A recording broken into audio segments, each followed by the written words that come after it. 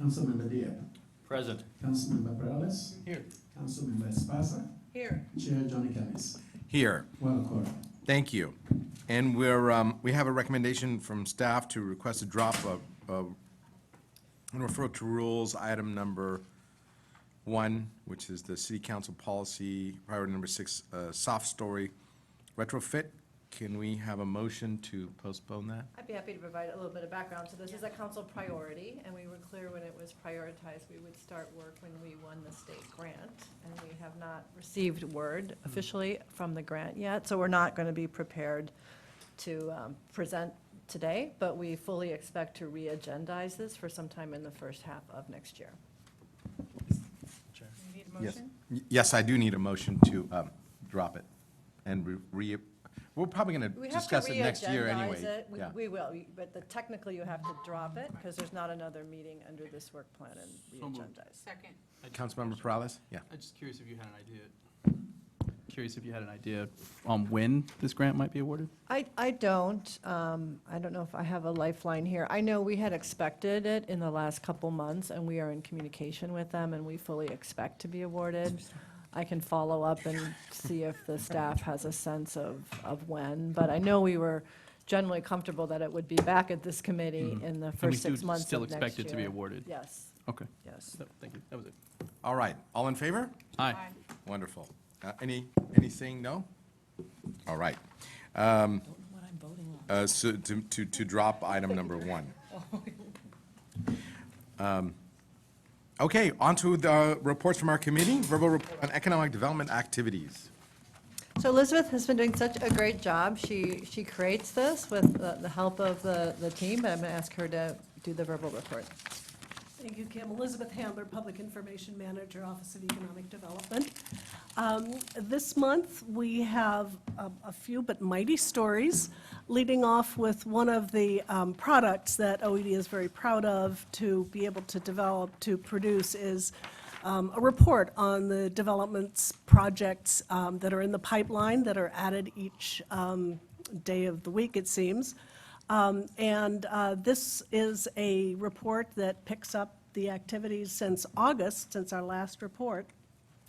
And excluding the Google project, which, as you all know, filed its development agreement in October, we are seeing projects that add the following to our roster of products in the pipeline: 577 residential units, 1.2 million square feet of office space, and 250,000 square feet of commercial development. So it's all good. And then there are a few key projects that are noted here on the west side of town that are have been filed and are getting ready to be developed.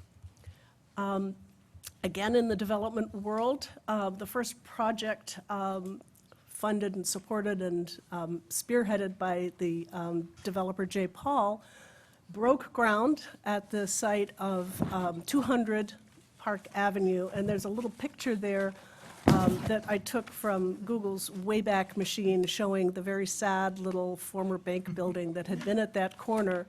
And if you ever asked people, what about that building on the corner of Almaden and Park, people would say, what building, right? It was, but there will be now 19 stories. It is supposed to be the tallest building in San Jose, mixed use, office and retail development with 4 million square feet of usable space, which is larger than the Apple campus. It's kind of nice to know.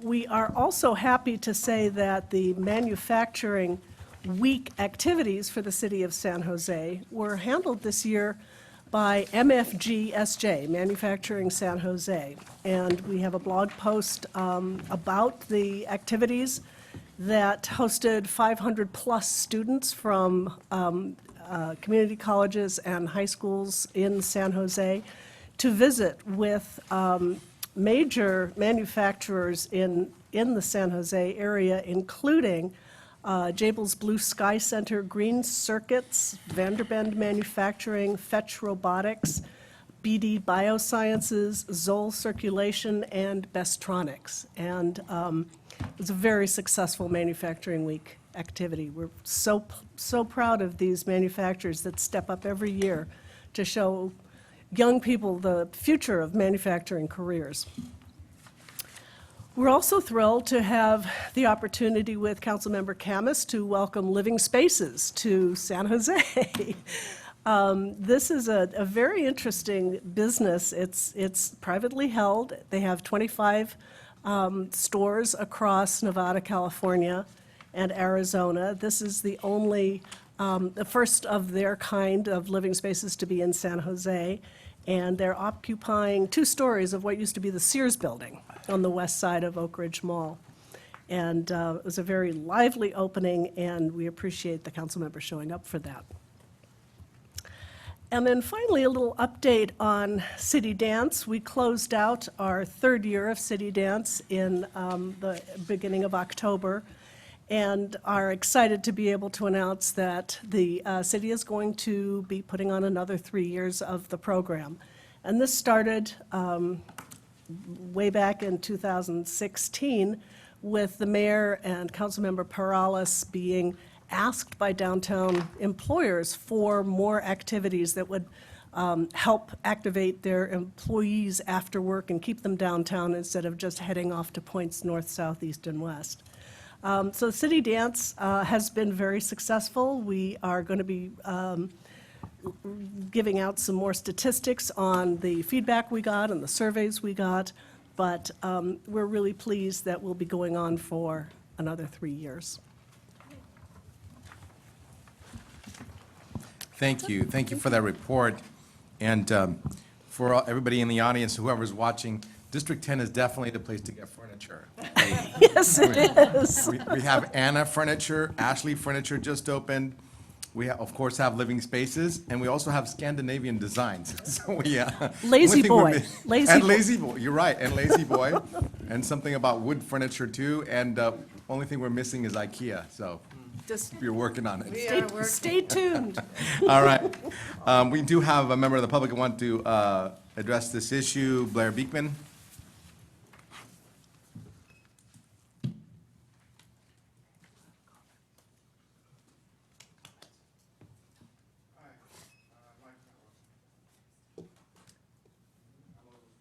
Speak up and we can hear you.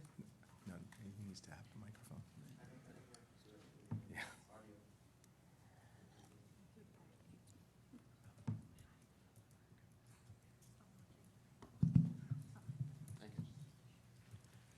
Can you start the clock over? Or at least another 20 seconds if you can't start the clock over. Thank you very much. As councilperson, as far as the memo talked about in this item, being able to better label ELI units in San Jose, I hope to offer a few This words. is not the right item. This is an item on economic development, and it's just a Well, report. didn't councilperson's, she had an item that spoke about That's the ELIs. next item. Next item, I'm very Yes. sorry. Okay, My fault. thank you. All right, we don't have to take a vote on this. We will move to the next item, and I'll call you up shortly, Blair. This is the Affordable Housing Development Sitting Policy, so. Citing, sorry.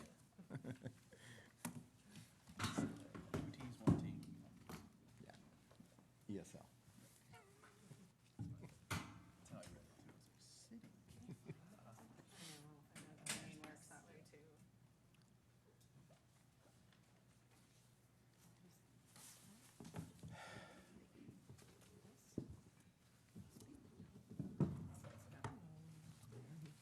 Not what it looks like, well, we sent, but okay.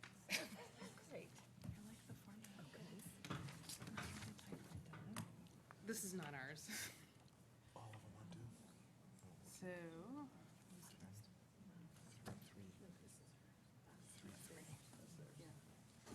That is so weird.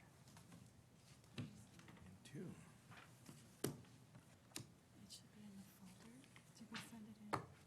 We did. I sent it. Sorry, we're having a little technical difficulty here. The other one you're looking at is from the community members, Jackie. No. You have it on a That's flash why we're drive. looking Go to- at, go to- okay. This looks I was like, why does this have this? It looks like OED's formats, I very know, pretty. like completely. Jackie's ready to start using. It's like that was not, she said it was in the S drive. No, it's not. I do have it. It I should do have be it on from my Faster phone. to do it on a flash. All right. Yes, this is. Yeah. That's why we bring it. That's why we bring it. All right. End up using it.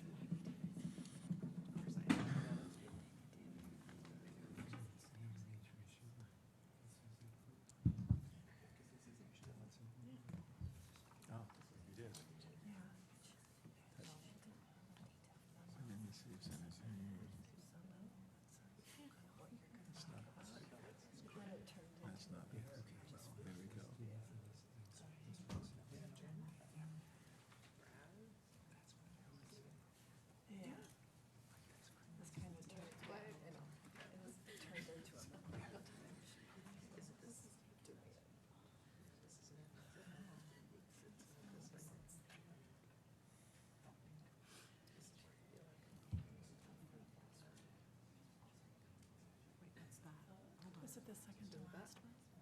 That's somebody else. Yes, it's right here. No, that's the, it's the other title, so.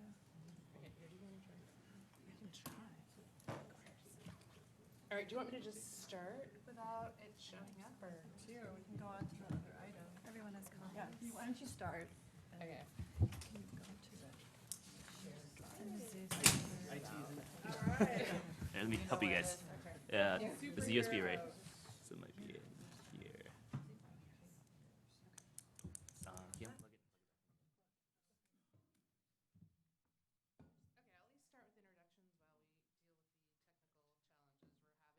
Jackie Morales-Friend. I'm the Director of Housing, and joining me today is Rachel Vanderveen, who's our Deputy Director, and Kristen Clemens, who's the Division Manager, and it's taking a village for us to get this started and to work on this policy. So, our first slide, which you can't see, shows that 40% of the households who live in San Jose earn below 80% of the AMI. And when you compare that to the amount of income restricted housing, that equals 5%. And so basically, we're just trying to illustrate that we have a large demand for housing that's below 80%, which is what our which now can be funded through our tax credit programs.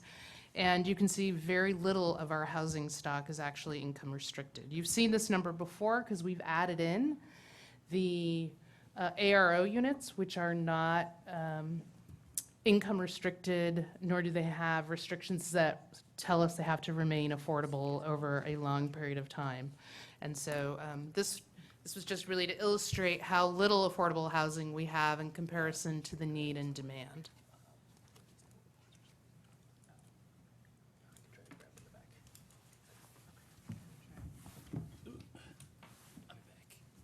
I'll try to grab it from the back. Okay. Just keep going. Okay, so the next slide was about the income-restricted affordable housing. And so first of all, I wanted to note, Councilmember Perales, on this slide, if you look at your numbers, there is an adjustment because we added Second Street Studios twice, so your numbers went down. And so what you can now see is that District 7 has both the most affordable and the most developments that have ELI apartments.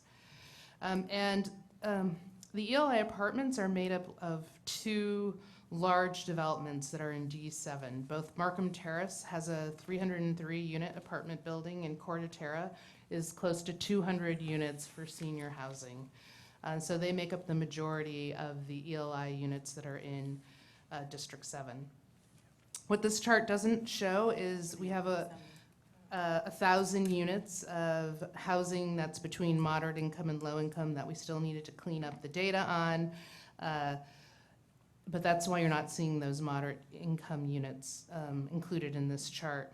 What I also wanted to highlight was that overall, we have a very low percentage of income restricted affordable housing in our housing stock. That when we were building, and we were building robustly, the majority of the housing is really 50s and 60% of the AMI.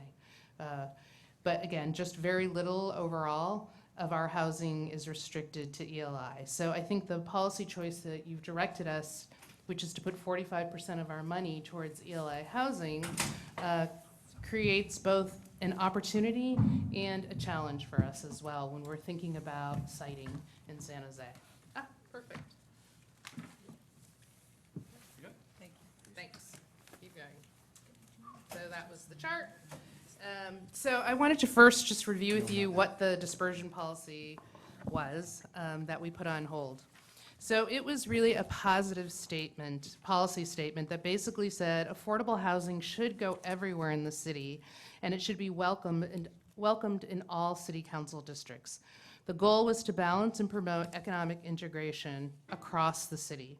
It recognized that affordable developments in San Jose were well-designed and managed developments and could also bring new investment to struggling neighborhoods. The policy also recognized that there are certain areas of the city that deserve additional attention.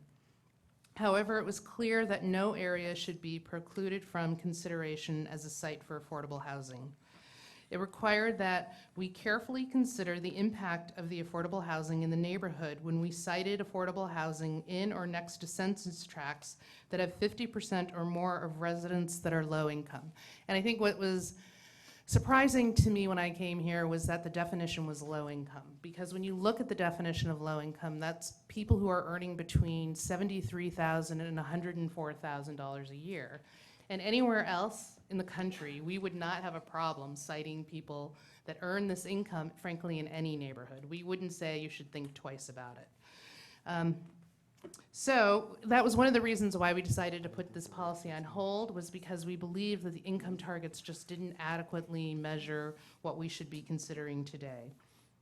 The policy also said that if we were going to cite developments with these income ranges in low-income neighborhoods, that we should also take into our decision-making how close they were or how engaged they were with neighborhood revitalizations plans, or if their income mix was greater than being concentrated on low-income developments. In terms of how the policy applies, it only applies to newly funded, city-funded affordable housing development. This policy does not apply to existing housing stock that we acquire and rehab, affordable housing that's not funded by the city. So during the time the policy applied, this was bond-only deals, but as you're thinking about the future and how it might apply, it would not apply to Measure A funded projects.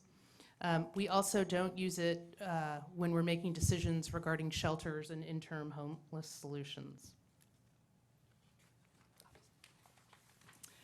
So I just wanted to give a little bit of context of how we're beginning to think about this policy as we move forward.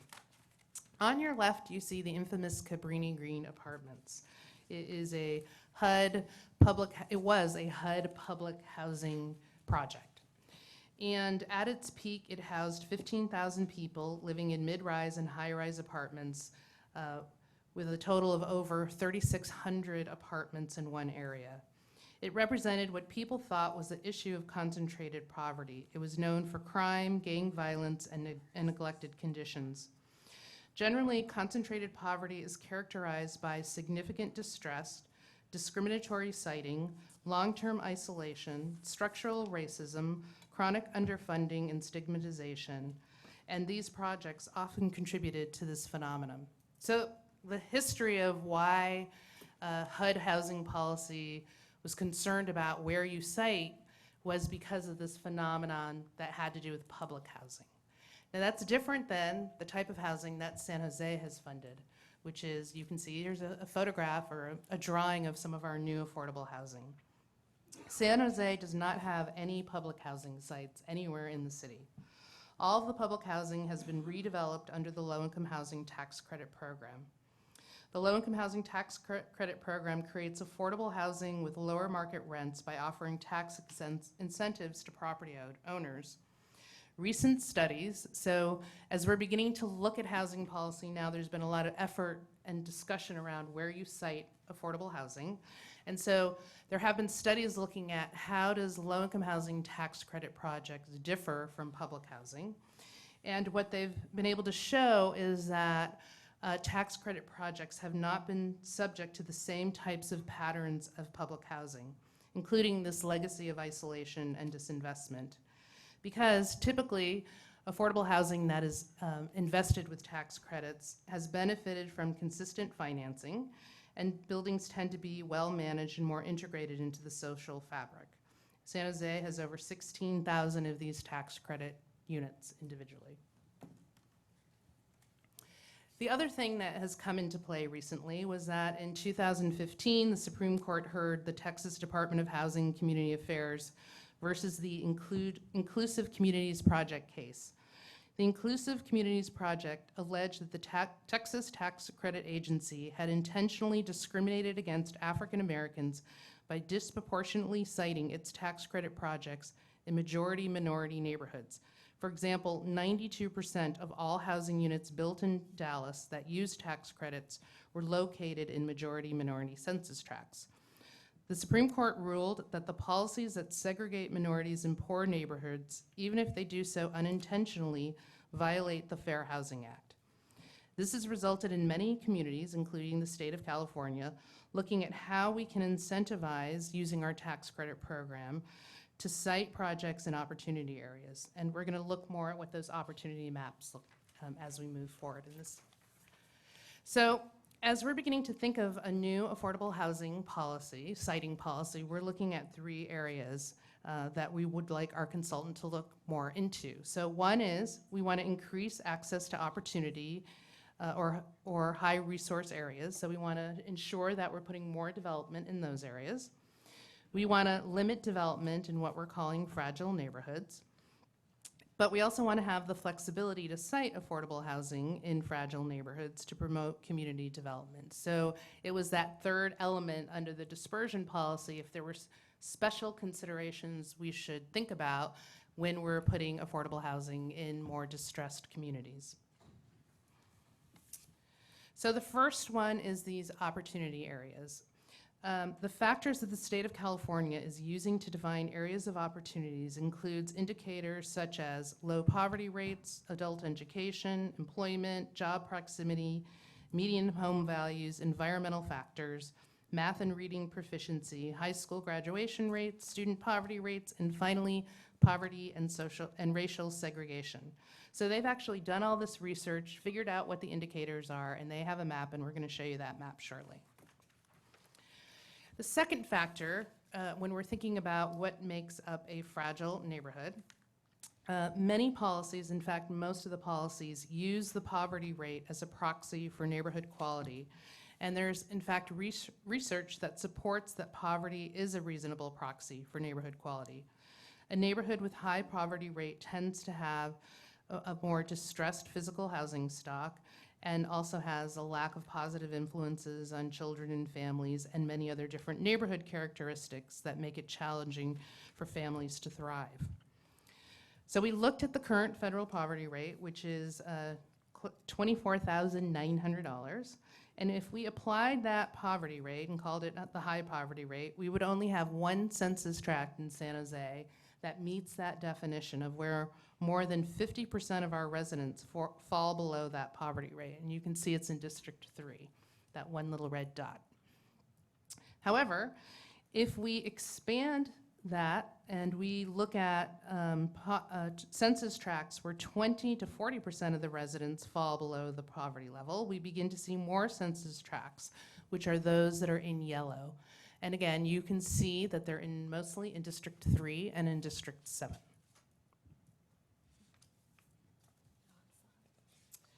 So when we're talking about community development, you know, in San Jose, now that we don't have redevelopment funds, there are, though, particularly targeted areas where we are pushing growth towards, and we want to see growth happen.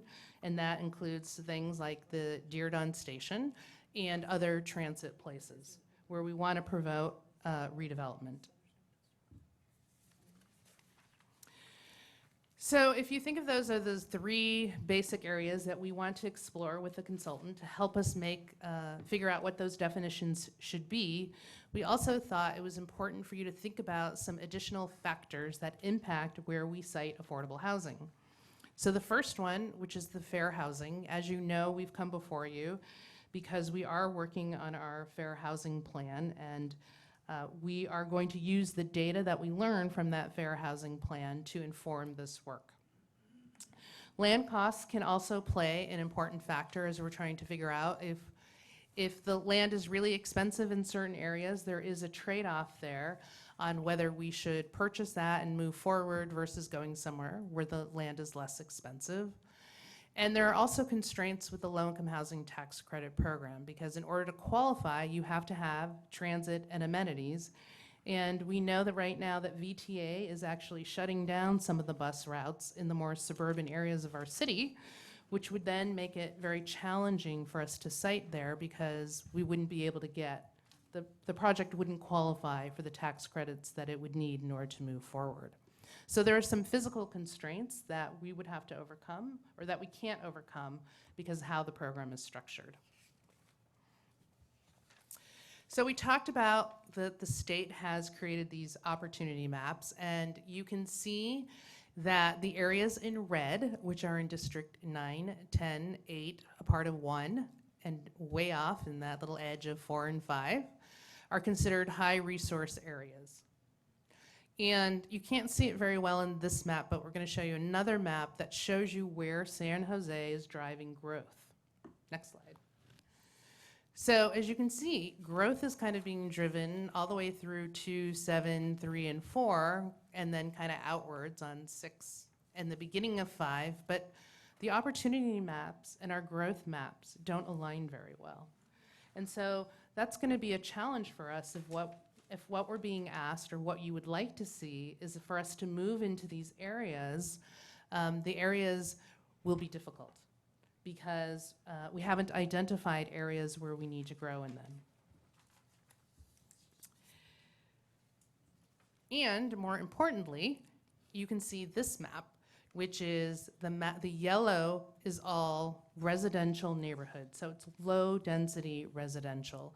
94% of our residential area is general planned low density.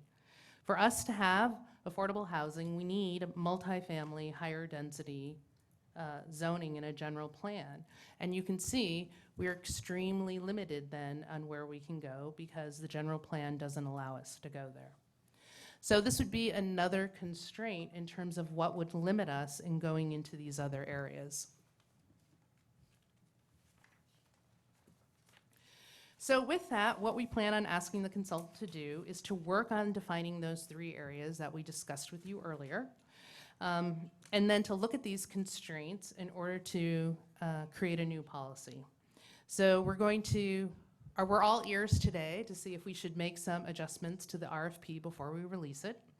We plan on working on it between the spring and summer to do outreach, have the consultant do some research and work and coordinate with our fair housing study, and then develop a siting plan. And our hope is to get to the fall with a proposed policy and community input on it before we bring it back to the City Council before the end of 2020. And I think what's really important is we're not going to be releasing any NOFAs where we would be using our money that would allow, where we would need to apply this policy without having it completed.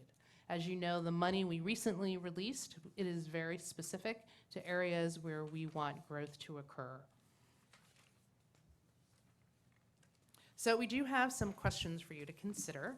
And so here they are. So the first one was, what types of neighborhoods should we develop affordable housing in, and what are those characteristics? Are there some neighborhoods that we believe are too fragile to sustain even a small increase in the number of households living in poverty? And what would that measurement be? Percentage of poverty? Should we look at race? What factors should we consider for the residents of affordable housing? So, depending upon what the development looks like, if it has a lot of extremely low-income residents, should that be a factor? And how much of the development should we care in terms of that mix? So traditionally, we would have had a third extremely low, a third kind of in the 40s to 50, and a third to the 60s. And I think with that kind of income mix, I would have advocated very strongly that we be allowed to go everywhere, because there is enough income mix within the development itself to offset any kind of impact the development would have. However, we know because of Measure A and because of our 45% policy that we are creating developments that are more heavily weighted on ELI housing. And that truly could then have potentially of an impact in a neighborhood where we're citing.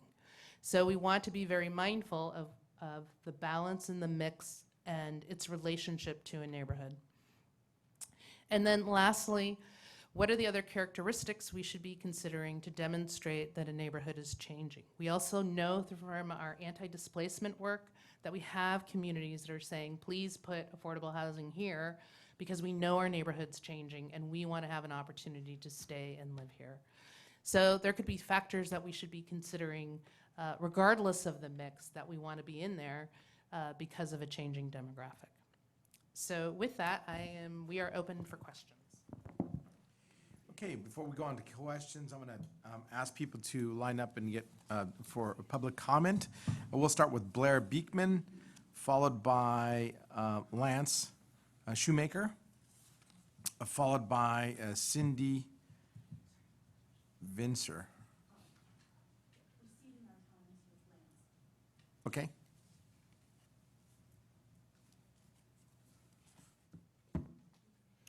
Hi, thank you. As councilperson, as far as this memo talked about being able to better label ELI units in San Jose, I hope to offer a few words. First, to thank you for this report and to make the words ELI and very low income familiar and accessible to ourselves. It's nice. Thank you. The cities of Santa Clara and San Jose and even the VTA have made some incredibly good beginnings in the concept of mixed income housing. CASA Housing Advocacy has done some very good work on this subject as well. I hope CASA, the VTA, San Jose, and Santa Clara, and local South Bay cities can learn to make this clear to the MTC and to those in Sacramento at this time as well, the ideas of mixed income housing. I hope just mentioning these ideas here today can be part of learning how to offer a simple openness in defining the practicalities of our society.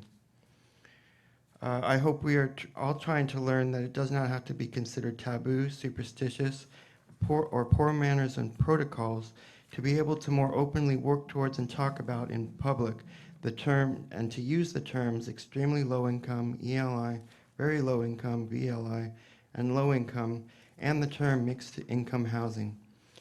These have been difficult words and subjects to really address openly. And thanks that it seems like we are trying to do that. Thank you. Can I get a legal question answered here? Can these people cede their time? There's four people that No, was. no one can add anybody else's time. They can decide not to speak, but they can't give anybody else their additional time. They're limited to the 2 minutes. We were just told we could cede. Each person gets 2 minutes. Right, and they ceded it to me.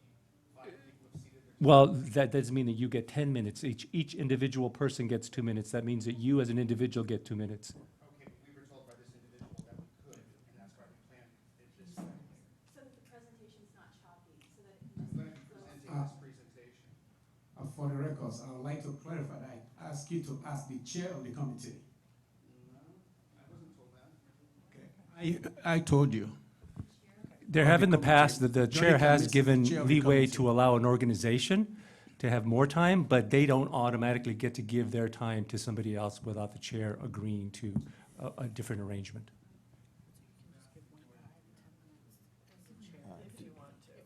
Okay.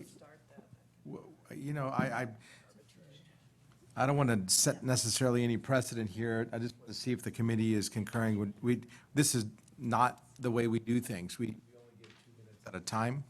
And usually, people will come up and speak on different portions of the presentation. Each person is usually assigned a couple of minutes to go over their portion of the presentation. Do you guys want to, this is up to you. I'll do this democratically. Do you guys want to give them 8 minutes or they want 10, but I'm. There's 6 of us that took time out of our days to come, so we could see the time. So, Yeah. Why doesn't each person go, do the present, get their 2 minutes and do their portion of the presentation? Do your discussion first and you take public comment after? Do you- Yeah, I tell you what, let me do the others first, and then maybe you guys can prepare yourself, but this is not the way we do things here.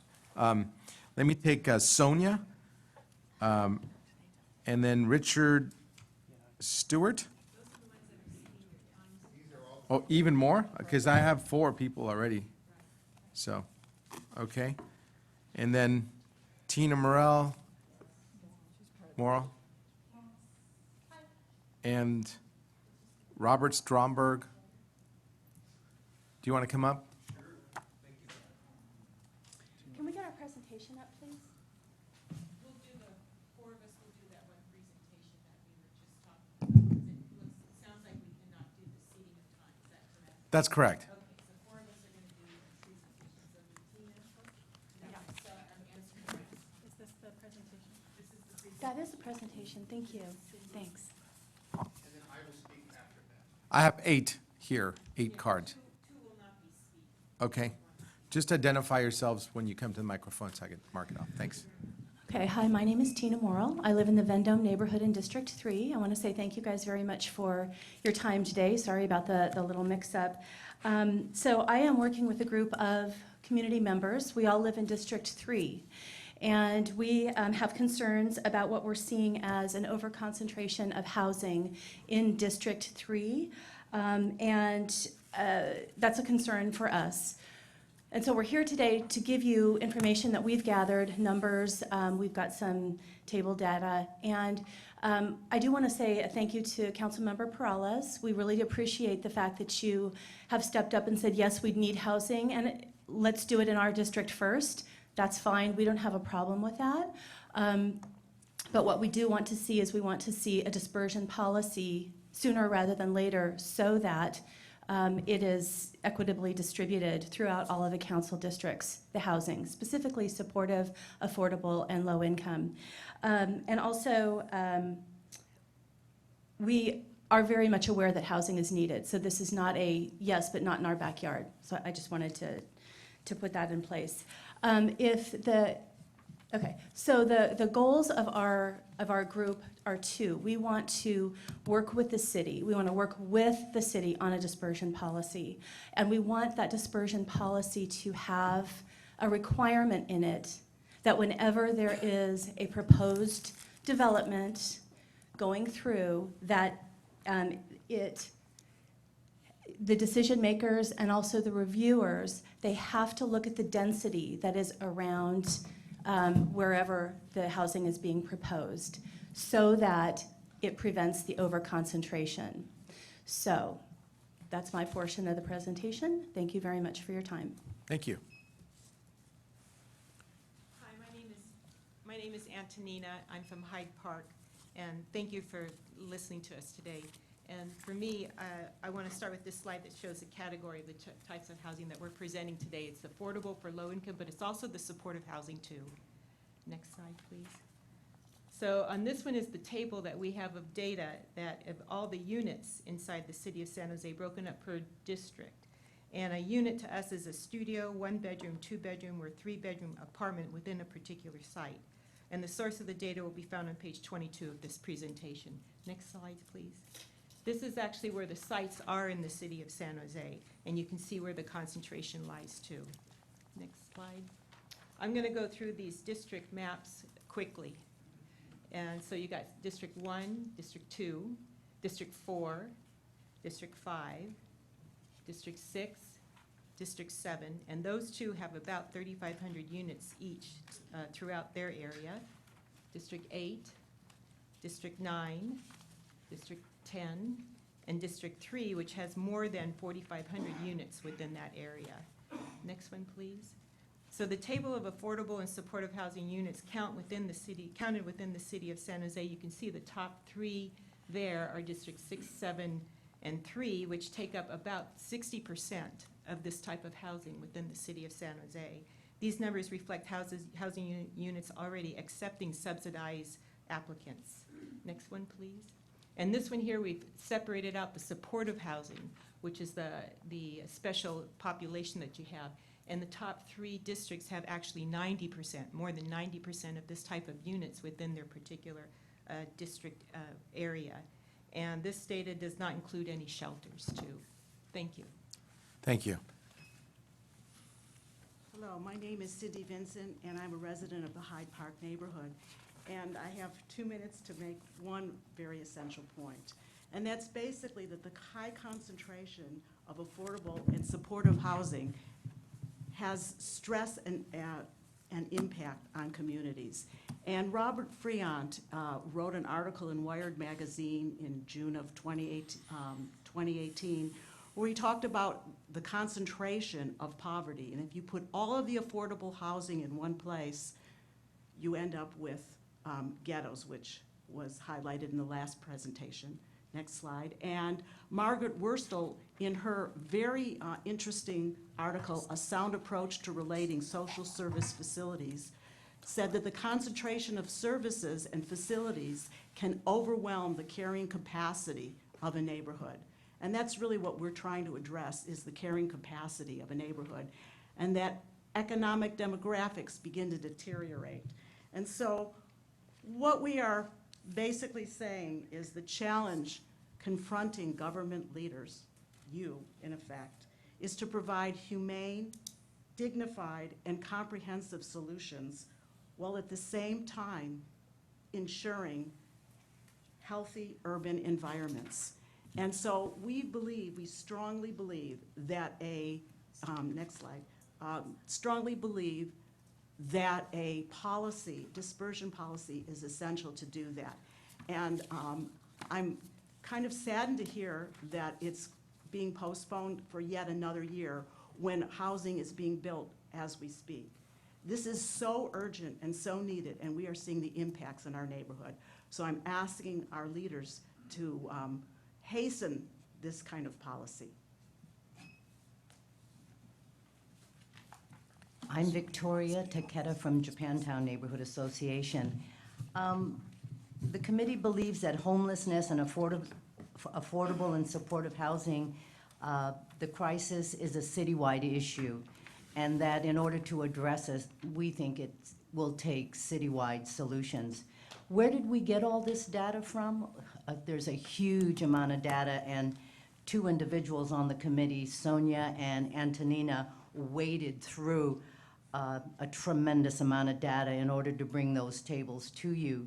They found it quite daunting and difficult to go through the city and the county's data sources, but if you see here, this is what they went through in order to come up with this comprehensive list that you see in this presentation.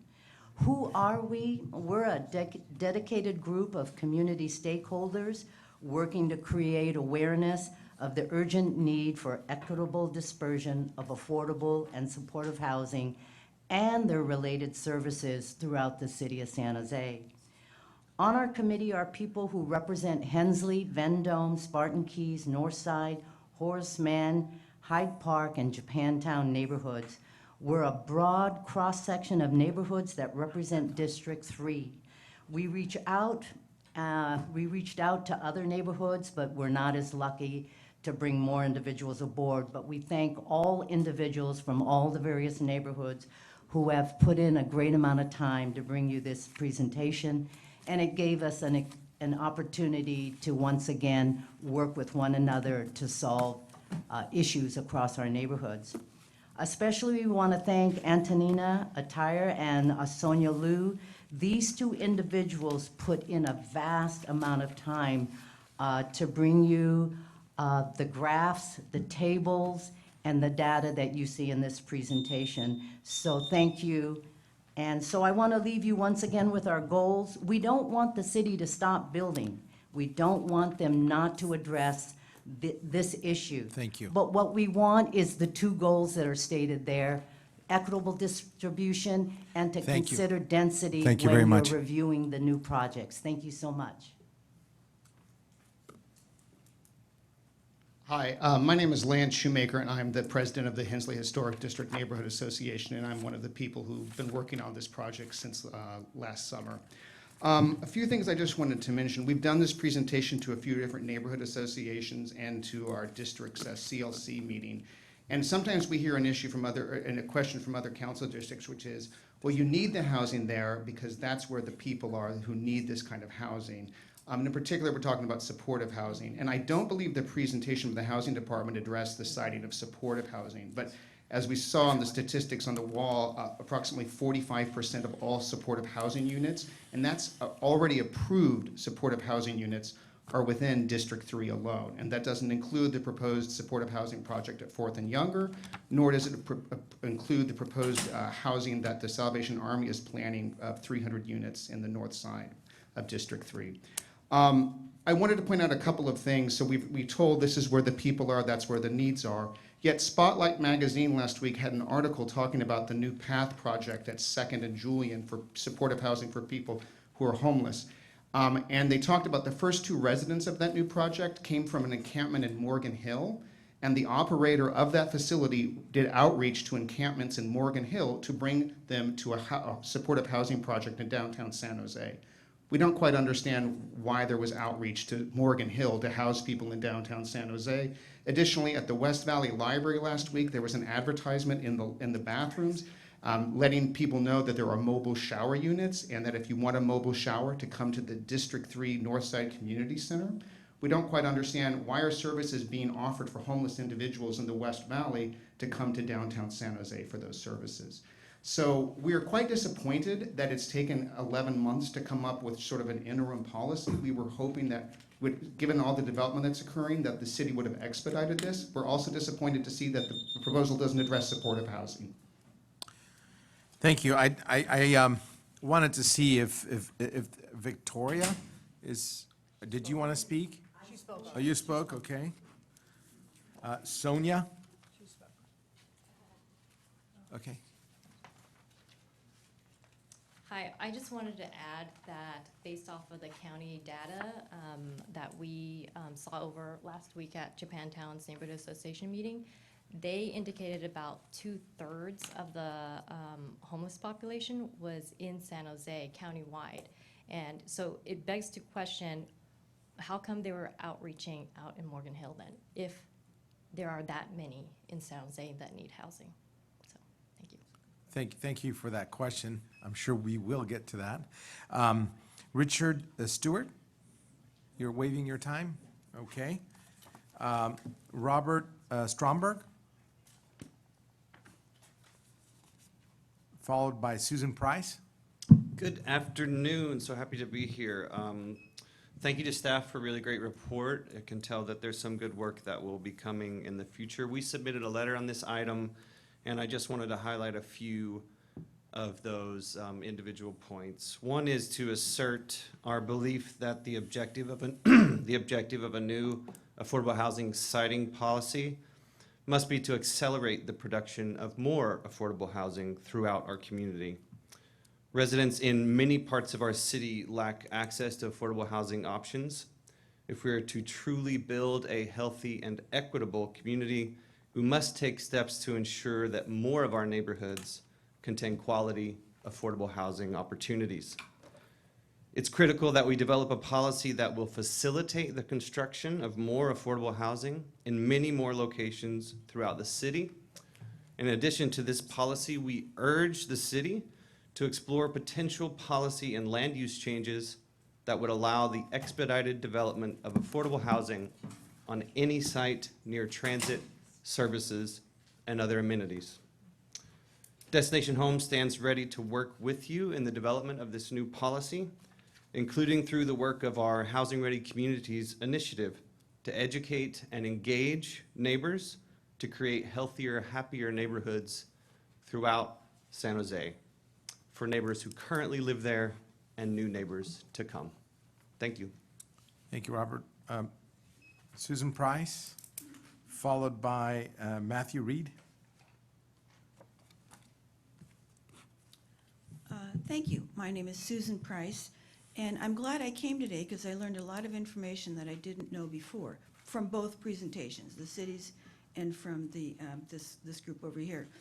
I was kind of surprised when I saw the city's map of where concentrated poverty is. They were talking about, I'm talking about the yellow ones, not the little red one.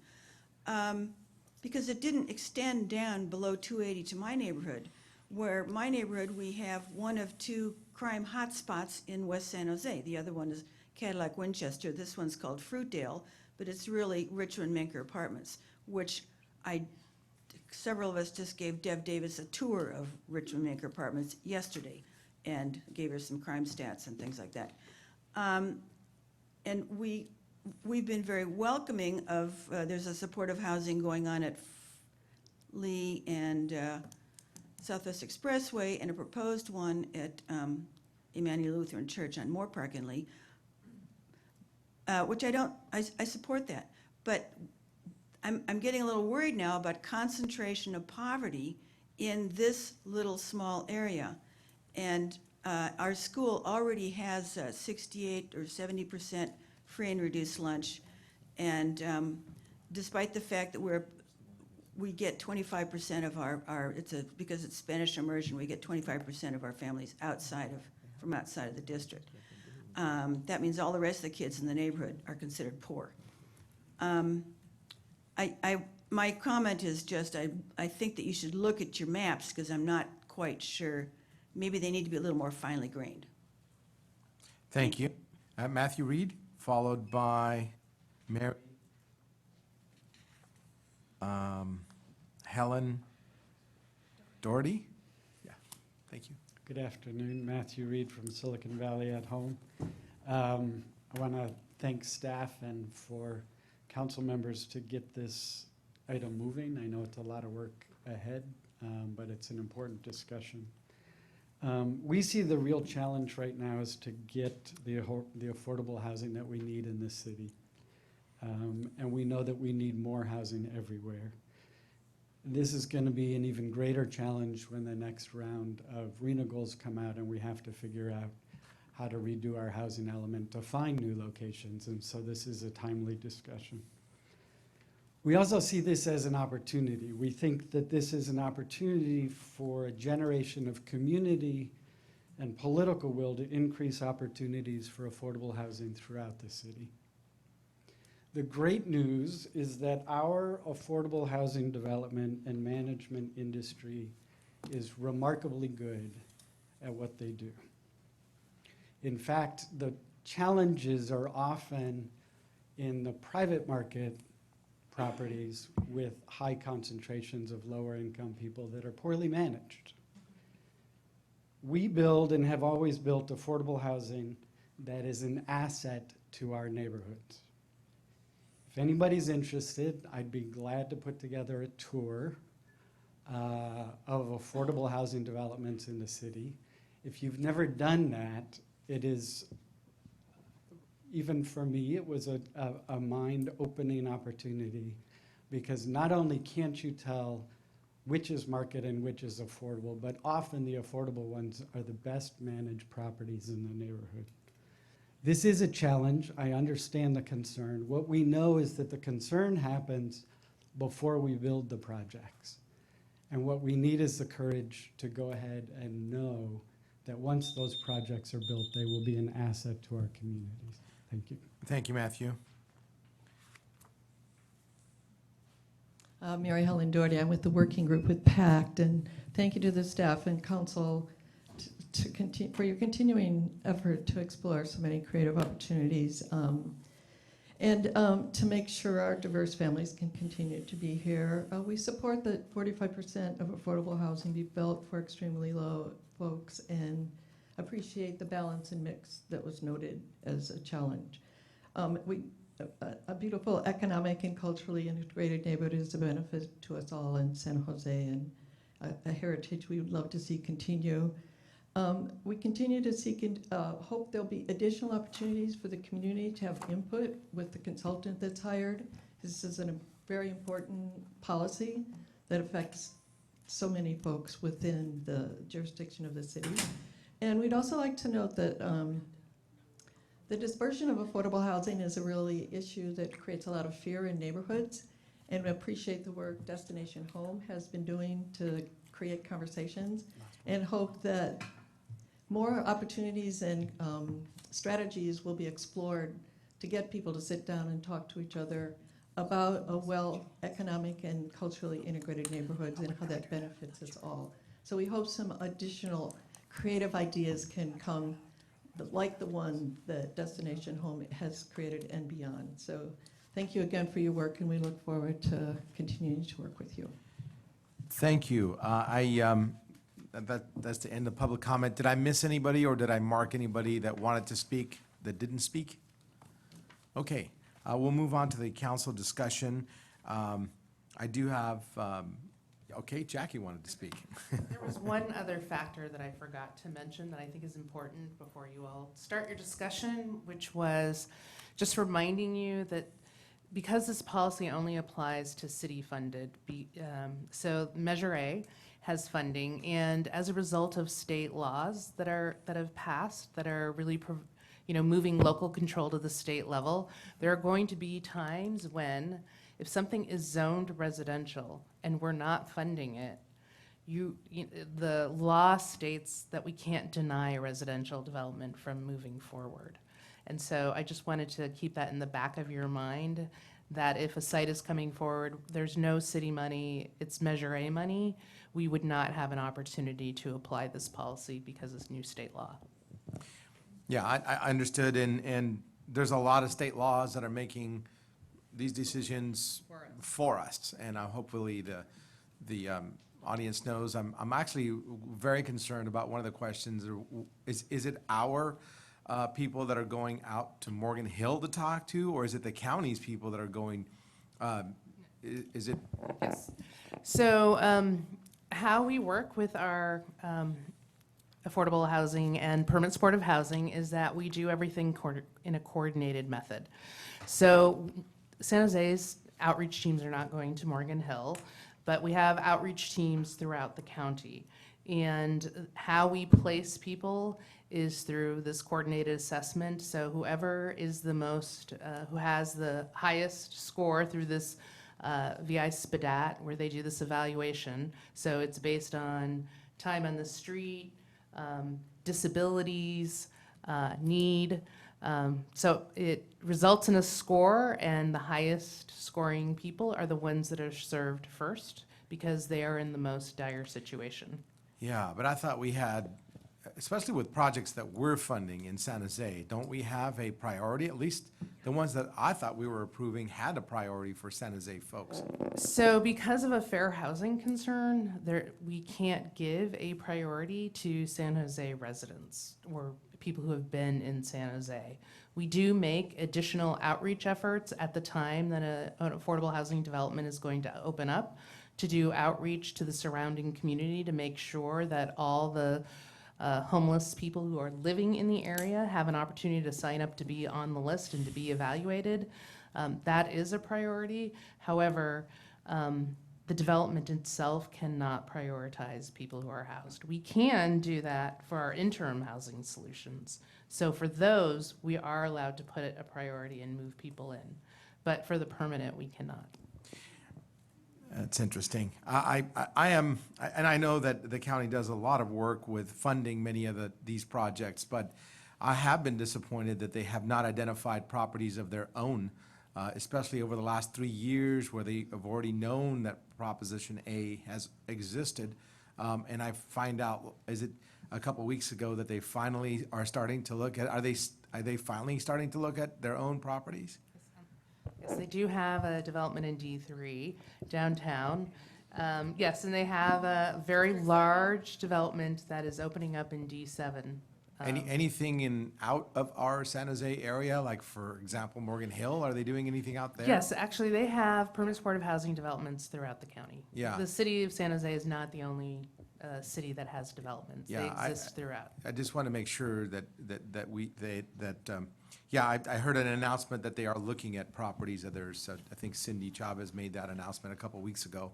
I think it's 3 years, a little too late, but at least better late than never. I also wanted to, a lot of people think that we don't, especially, I mean, I think I get accused of not wanting of these things, these developments in my district, but I've been a proponent of one project that has been stuck and in the financial financial problems for more than 2 years. And what I really want to do isn't, you know, I don't want to make more regulations where if we want to place a housing development in District 10, then one needs to go in District 8.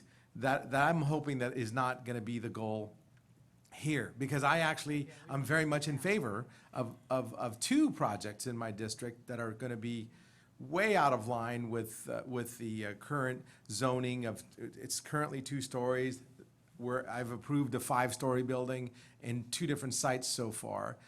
But the real problem that I've seen is financing. And we need to look at it, and just in your report on the feasibility of financing, it was like 20% more expensive to finance a nonprofit housing project, this is according to your study, than it is for-profit housing project. And until we can, you know, until we can actually deal with that disparity, I think it's going to be tough for us to locate housing anywhere, not because we don't want to, but because it doesn't make financial sense for the developer to develop it, the nonprofit developer.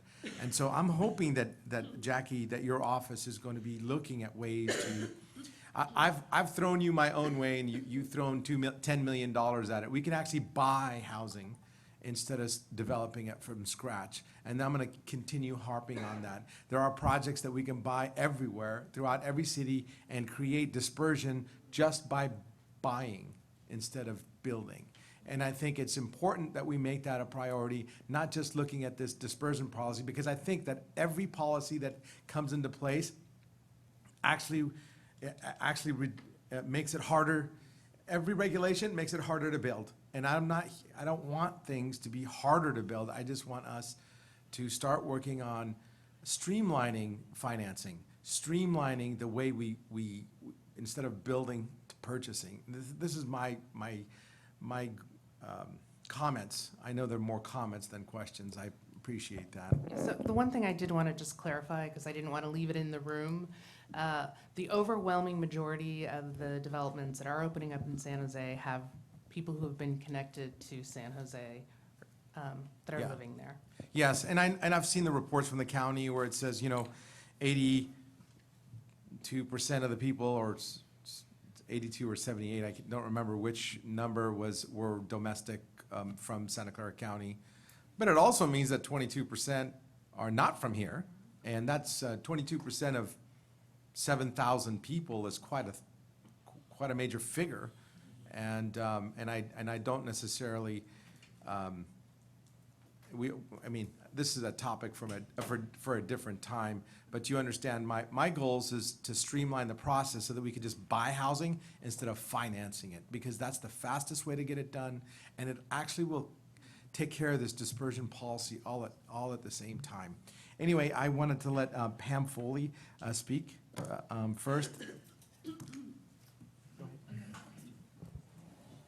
Great, thank you. I want to thank you for the report. It was really informative, and to the members of the community who spoke, I'd like to thank you too for sharing your thoughts about dispersion and sharing the affordable housing development throughout the district, or throughout the city. I made that comment a couple of weeks ago at a city council meeting that affordable housing, low-income housing occurs all over the city, and we ought to make it a priority to build housing all over the district, all over the city. Now, that's easier to do in some areas than others. It's easier to do in District 3. That's why you're seeing it, because of the infrastructure in District 3. In District 9, when you talk about development and one of the criteria is being near transit, District 9 doesn't have a lot of transit. So when you and I talk, Jackie, about let's find some places to build affordable housing in District 9, it's problematic because they're eliminating bus routes, and the transportation isn't good, but hopefully we will be having senior housing development, and that adds to our housing stock, but it's not necessarily affordable. It's probably market rate senior housing. So I appreciate the need and will work to spread affordable housing around the district, around the city. I was happy to see, frankly, that District 9 had higher numbers of affordable housing than I expected. It was number 5 in a list of 10 city council districts. That's impressive for me.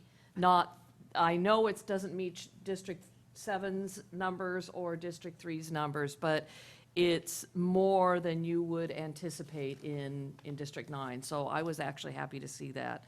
One thing that would be helpful for me is on the grid where you showed all of the numbers of the different districts, is a total at the bottom, so we could see what the total units are, the total ELI, and the total affordable.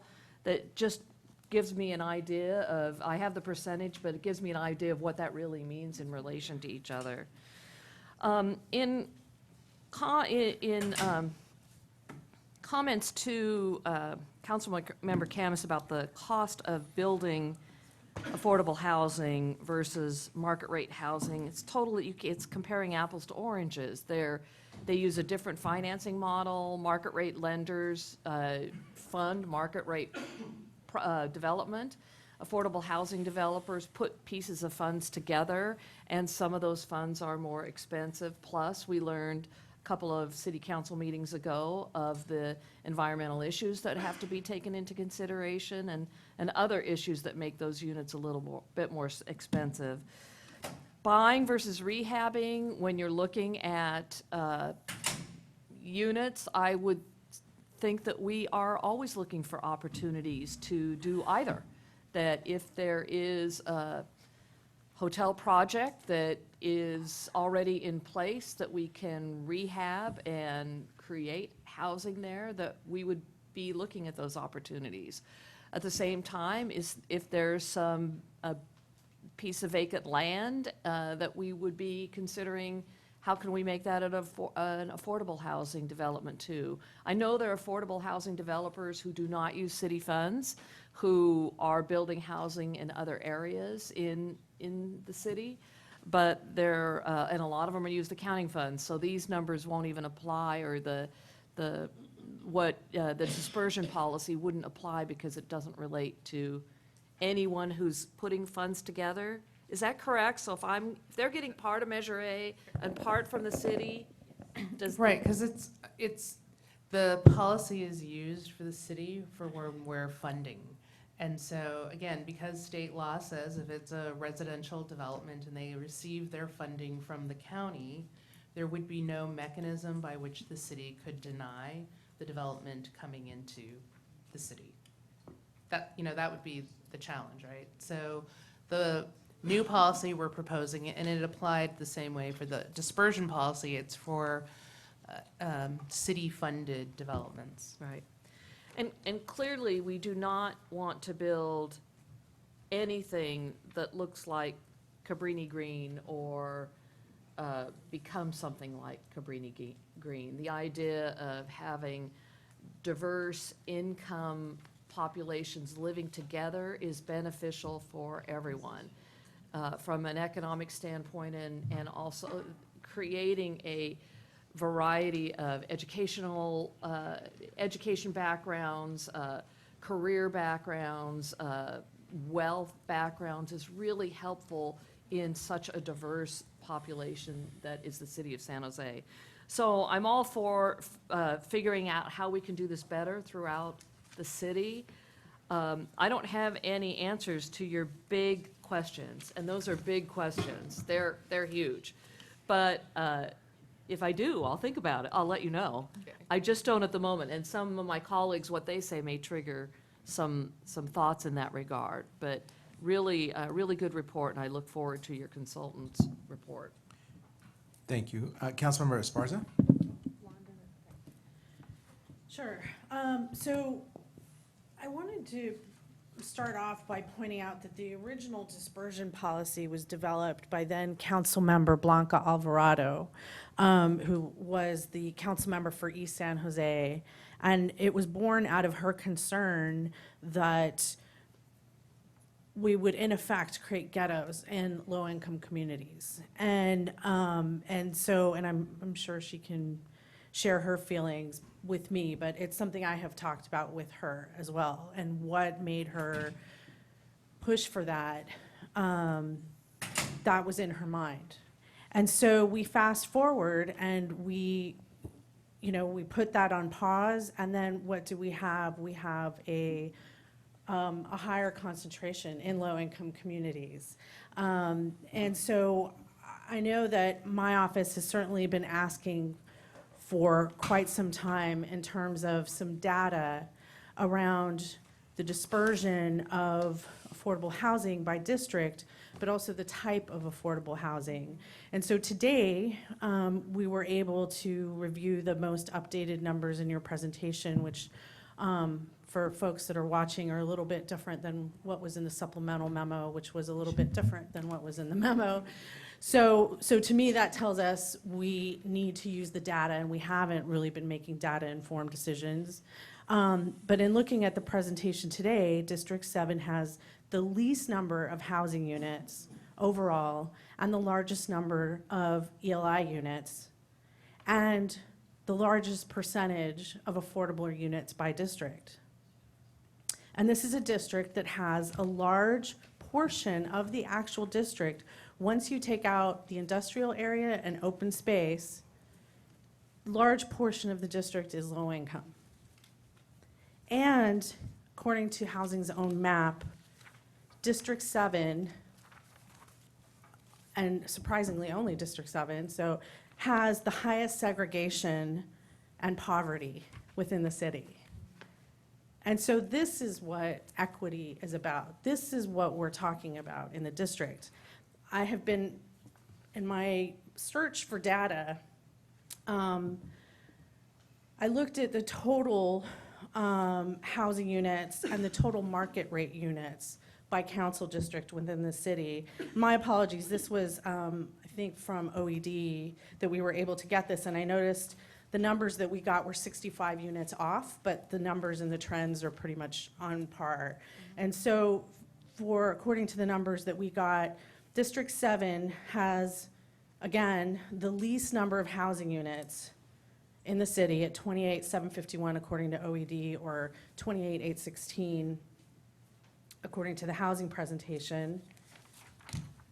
And then once you remove the affordable units, of which District 7 has the highest percentage and the highest concentration, well, in certain areas, District 7 still has the least of market rate units at 25,541.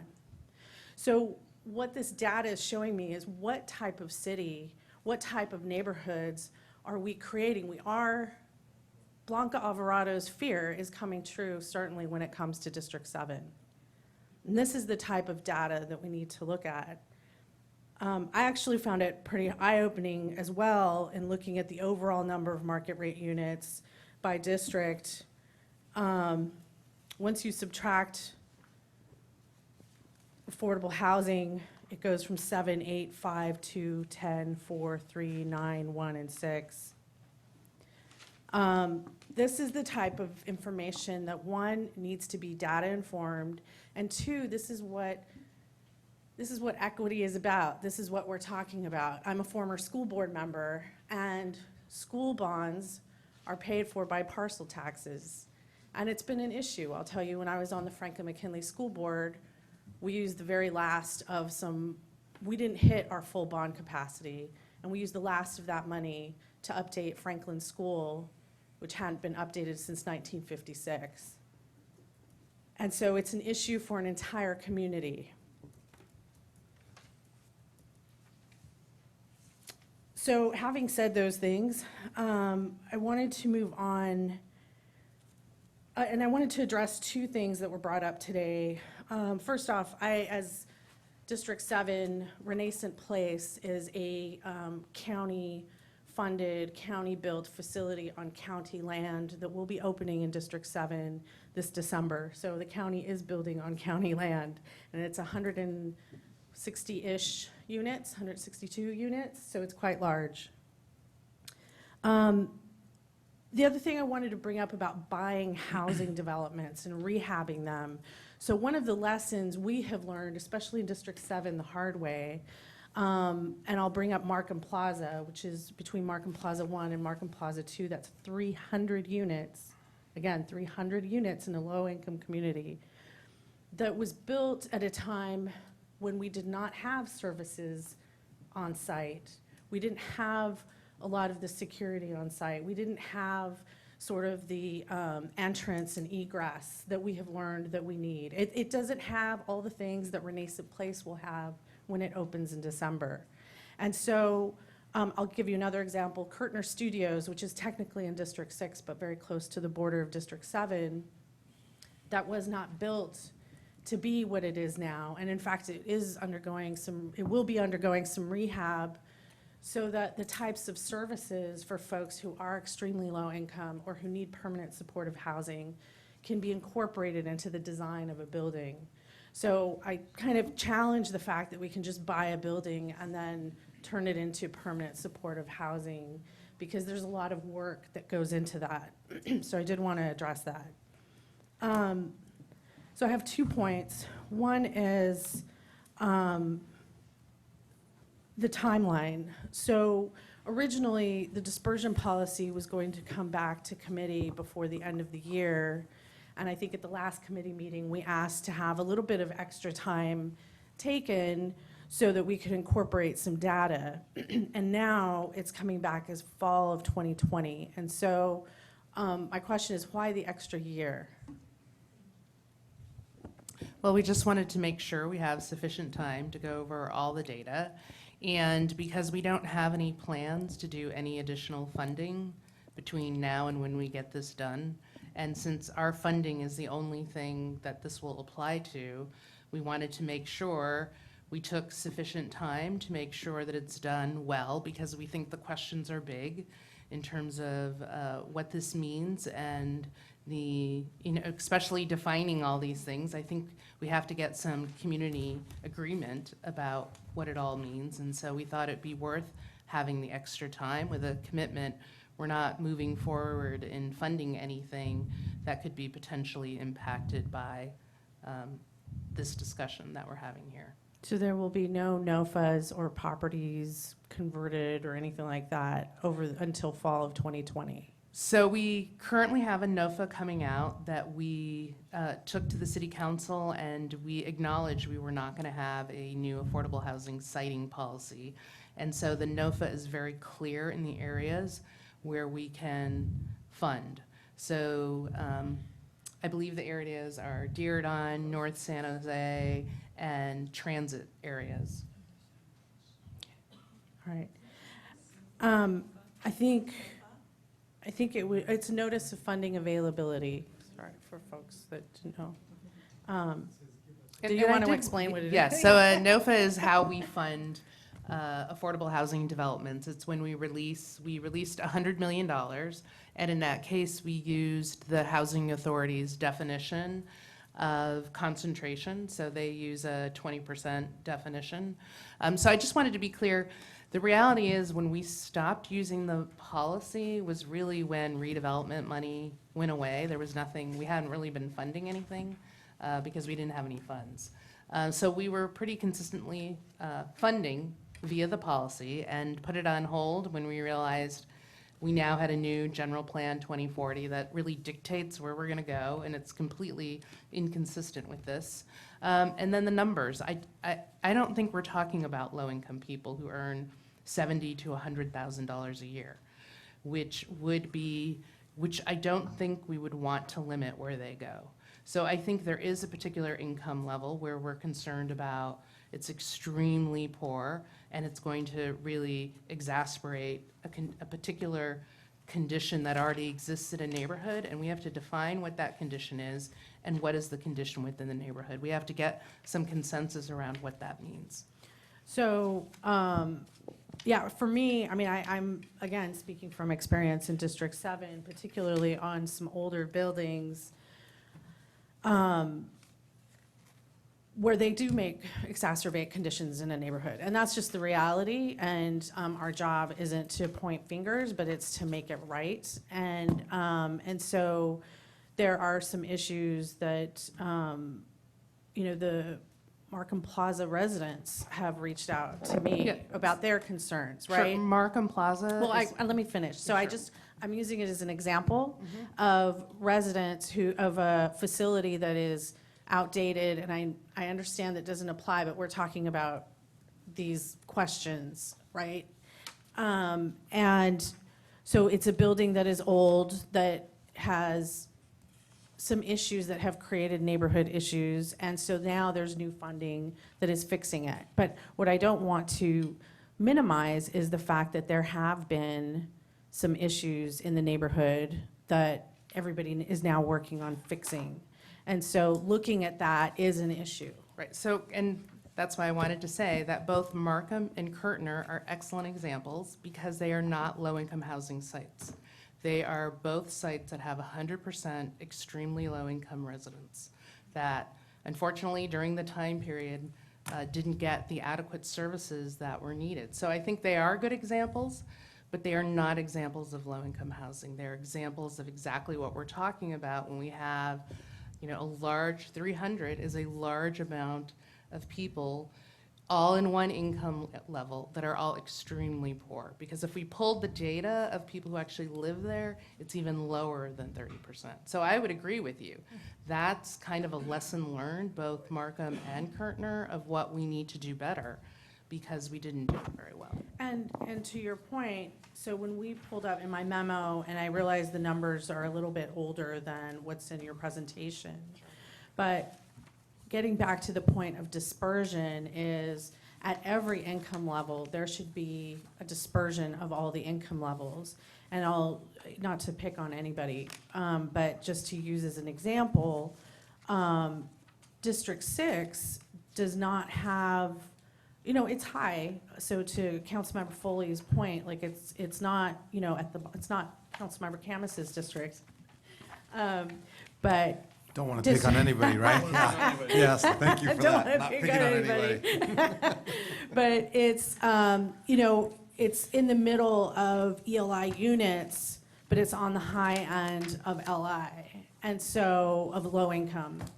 And so, again, getting back to the dispersion, it just makes me think that it has become acceptable or more acceptable to have sort of a higher low income in one part of the district as a city as opposed to another. And as someone who has experienced a high concentration of one type, I would like to see it spread out throughout the city, that we all do it. Again, Renaissance Place is gonna, it's extremely low income, it's permanent supportive housing. It will be successful, it will be beautiful, but this is something that needs to be spread out in every district throughout the city. Thank you. Councilmember Perales? Thank you, Chair.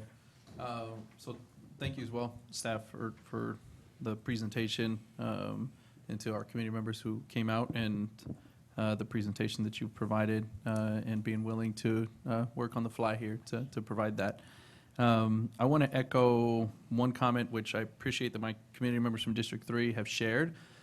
It's something that I was very forthright when I was proposing this memorandum and speaking to my community members about it, which is that in no way am I advocating that we stop or halt the development of low-income or permanent supportive housing in District 3 or really anywhere within the city. We know that we desperately need affordable housing at all income levels. And I think what this really is for me is two things. One, it is the development of affordable housing. And I think that if That's all it was. Some of the comments that we've heard may have made sense. The idea of, is there an easy way to build? The chair's comments in regards to more policy could get in the way of development of affordable housing. I don't disagree necessarily with that, but there's a second side to this, and that's equity and social justice. And I think that if we just blindly remove all sort of our thinking caps and say, let's just make it as easy as possible to build, we see what happens. And it was in your slide, Jackie, the Cabrini Green apartments as an example. When we're not thinking and we just sort of do, we're going to run into major problems. And that's why we need in place smart policies that actually require us to think about how we're going to actually build and where we're going to be building, not just low-income housing, but to my colleagues' comments, market rate. When you talk about the actual development of a community itself, if we are focusing market rate development in certain areas of the city and only lower income development in other areas of the city, we're also creating a social injustice. On the opposite spectrum, even if we weren't over-concentrating too much low-income housing, but if a particular district like District 7 is not getting really any market rate development either, we are keeping parts of our community poor. And so for me, that's really the other portion of this, and it's about equity. And so my community members heard that and have shared that, and in fact, what has been great, there's been a reason why I've had an easier go at actually passing some of these permanent supportive housing or moving forward programs like the tiny homes within District 3, because we have so many community members that actually stood up and said, yes, in my backyard, we are willing to take on these projects. Now, what's happening, though, is that as they recognize that we're not doing this throughout the rest of the city, they're frustrated, and fairly so, they're frustrated.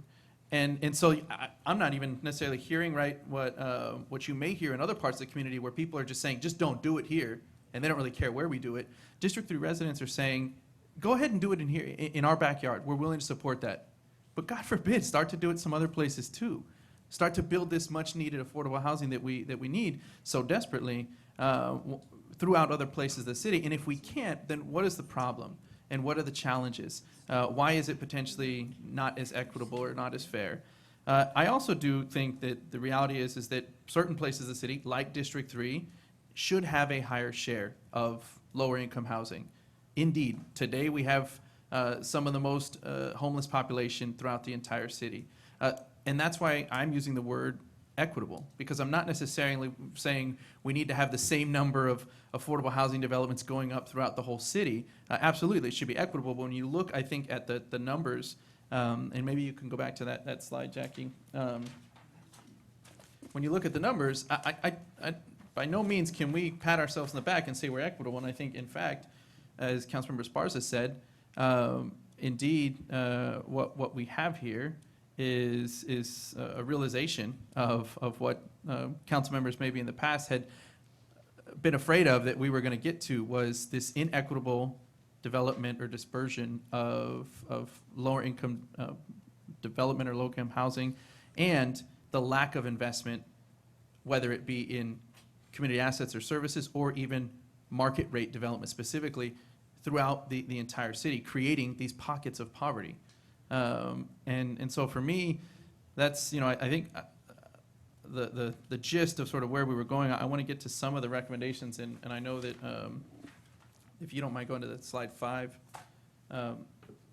one of the things that struck me here, and I have a question for you, Jackie, if you know if the county has a dispersion policy. They do not. Except they do have, the Housing Authority has a HUD required policy that basically says you can't cite, and it's 20% below. Want to say it? Sure. When we did the, Kristen Clemens, hi. When we did the joint NOFA in 2016 with the Housing Authority and the county, the rule was that if the poverty rate in the census tract was 20% or greater, you could still do a deal there if certain kind of mitigating factors were present.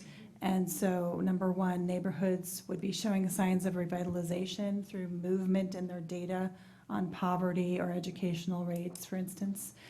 Two, if you knew market rate residences were going to be developed in the same census tracts, and so, again, the proportion would look quite different in the future.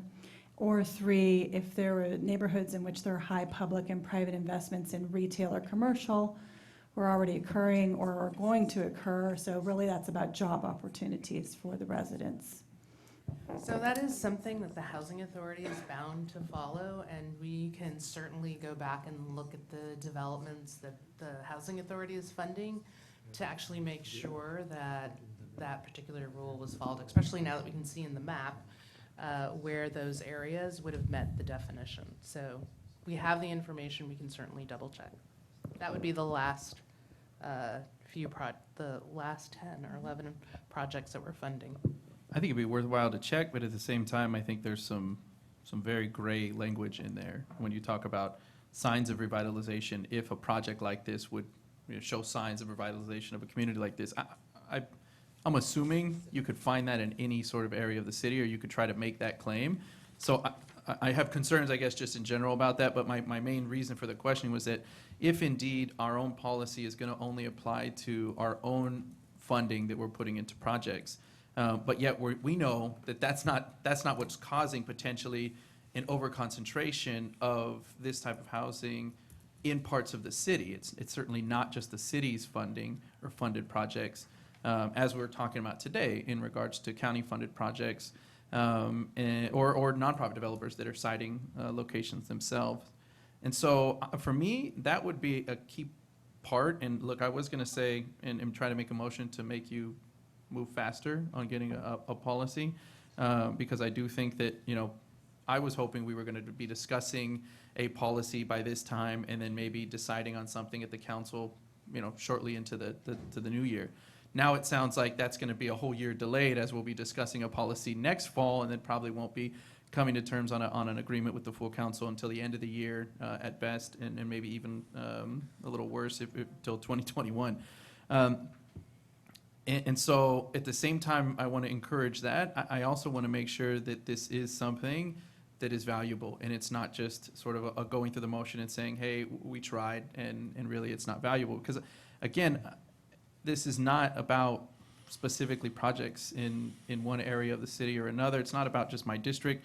This is about doing something that I think was seen decades ago, and unfortunately is still being seen today. And it's about creating a better city, a better landscape, a better future for our community members with this housing that we know that we desperately need, and at the same time with equity and social justice in mind as the way that we're building it out. So I think what I'd like to see is, how do we actually not just come forward next year with a policy that says, well, this policy is only going to apply to our own city-funded projects. But yet, indeed, if we need to be looking at, as you said you would be willing to look at, well, what is it that actually is happening with this HUD policy through the Housing Authority? Or is there a need that we advocate at the county level, that there needs to be, right, a more comprehensive look at this, because our own policy is only going to apply to one sliver, and that's not going to really make a huge difference, that part of that come back. Right, well, because we are the city housing authority as well, right? Mhm. And we do have some influence because we represent the other half.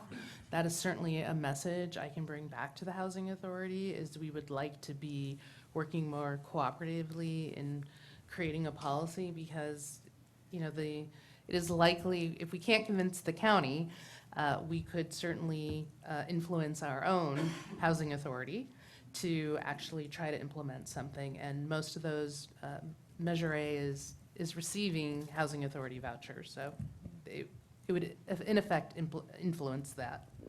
I think this is such an important, interesting conversation you're having, that I want to point out, there's also an intersection with these state laws that were recently passed. And the city attorney's office, in partnership with the administration, is doing a detailed analysis of all of those laws. And it may be that some of them have unintended consequences on the horizon that need to be addressed. For example, my understanding of SB 330 basically would say that if you, in your council district, have land that is, per the general plan, land use designation of multifamily residential, that we're not going to be able to control what housing is developed in those council districts. We would not be able to, if the project had no city funding in it, especially be able to say, no more over-concentration of affordable housing in those districts if you have that land use zoning. And that would be an area of concern, I think, for all of us. We need to understand the implications of that, and it may be that some of those laws need to be modified. I think, yes, I think that's one avenue, which is our lobbying efforts at the state. But I do know that the majority of these policies coming down from the state were coming out of the same sort of predicament we're in here in the Bay Area, which is there are particular cities and particular parts of the region that are not developing their fair share. So it wasn't meant to exacerbate the problem on a community that may have already, like District 7 or District 3. That's not what they were meant for. And if we just allow these policies to come through and only exacerbate that problem, rather than them happen actually more equitably, then yes, absolutely there's a problem. And I don't think that the legislatures that crafted these policies would be against, right? How do you actually ensure that this gets used where it should be used? At the same time, we have an opportunity right now, ironically, with our general plan update, right? To be able to look at our general plan and our zoning, and if our own zoning is getting in the way of being able to actually have multifamily in areas that are predominantly single family, as was demonstrated on the other slide, Jackie, that you showed how much single family we have. I think we have to do that, and we have to do that in this general plan update to look at what areas can we actually absorb that. And there are obviously, again, state policies coming down that potentially would make some requirements in that regard, right? To be able to actually upzone certain areas if it was for affordable housing. So I think we have some things we can do here, and others, yes, we will have to lobby and advocate at the state level or at the county level. And I think we should, and that's what I think, Jackie, if you need, another 9 months or so to be able to provide something that's actually comprehensive, if it includes those things, I'm not gonna gripe that, hey, okay, it took a little bit more time. If it doesn't, though, if it's not comprehensive enough and it's really just another city policy that's only applying to NOFAs that we're putting out, and yet doesn't take into effect, what else do we need to do to actually stop this, overconcentration, to stop keeping areas of the city poor, and sort of blocking off the opportunity for this sort of development in other parts of the city, then I won't be happy, and I won't necessarily be happy with the delay in the time. And so I'm okay if that's the case, and I see you nodding, and I'm hoping that that's something that you're able to put together and do. So just a couple final comments, Chair. So the buying versus... If we can keep the comments, we got like 3 other items. 2 other items, but meaty items, commercial impact fee. Yeah, meaty. This is a meaty day. I would also say that just to add 2 cents on the buying versus building, even when we build it, and we build it to what we think exactly we need, even today, the fire department is chiming in on ways that they would have wanted us to design Second Street studios differently. And I was up until the last minute as well, that an emergency sort of exit that was added into that development. And so I think that certainly it still plays a part today. And so if we were just to walk into a building that wasn't designed for our needs, we're absolutely going to run into to some issues. That's just one issue of it. I know there are obviously a number of others when it does come to the actual dollars and how those projects would have had to have been built or bought or funded. But I don't necessarily, I don't challenge you for, I think, I appreciate that you're at least finding or trying to find alternative ways of being able to get this done. The other one, which was, I think, poignant was, and I won't make you pull up the slide because we have problems transferring slides, but this was a comment from Margaret Wurstel, and she made the comment of carrying capacity. And that hasn't really been addressed in what we've talked about in our dispersion policy, and I haven't really heard it really any other places, because that would actually mean, well, now there's a ceiling at some point, and we're not really talking about that, and I do think that that is something that I would like you to look into as we're looking into the policy, right? To actually see, is there a carrying capacity of a particular community? We heard that from other community members as well. Sure, and that's what number 2 was supposed to mean. Are there some neighborhoods too fragile to sustain even a small increase in the number? So do we reach some point where we say that the neighborhood is so fragile, whether it's defined by poverty rate or something else, that it cannot absorb a certain type of housing, because it's too stressed at this moment, and so it wouldn't be helped. So that is one of the Okay. questions we really want to further explore with the consultant and the community to understand what does that mean. So thank you. I appreciate that. And so I was just pulling out the terms from the others. So now at least I can kind of connect those dots.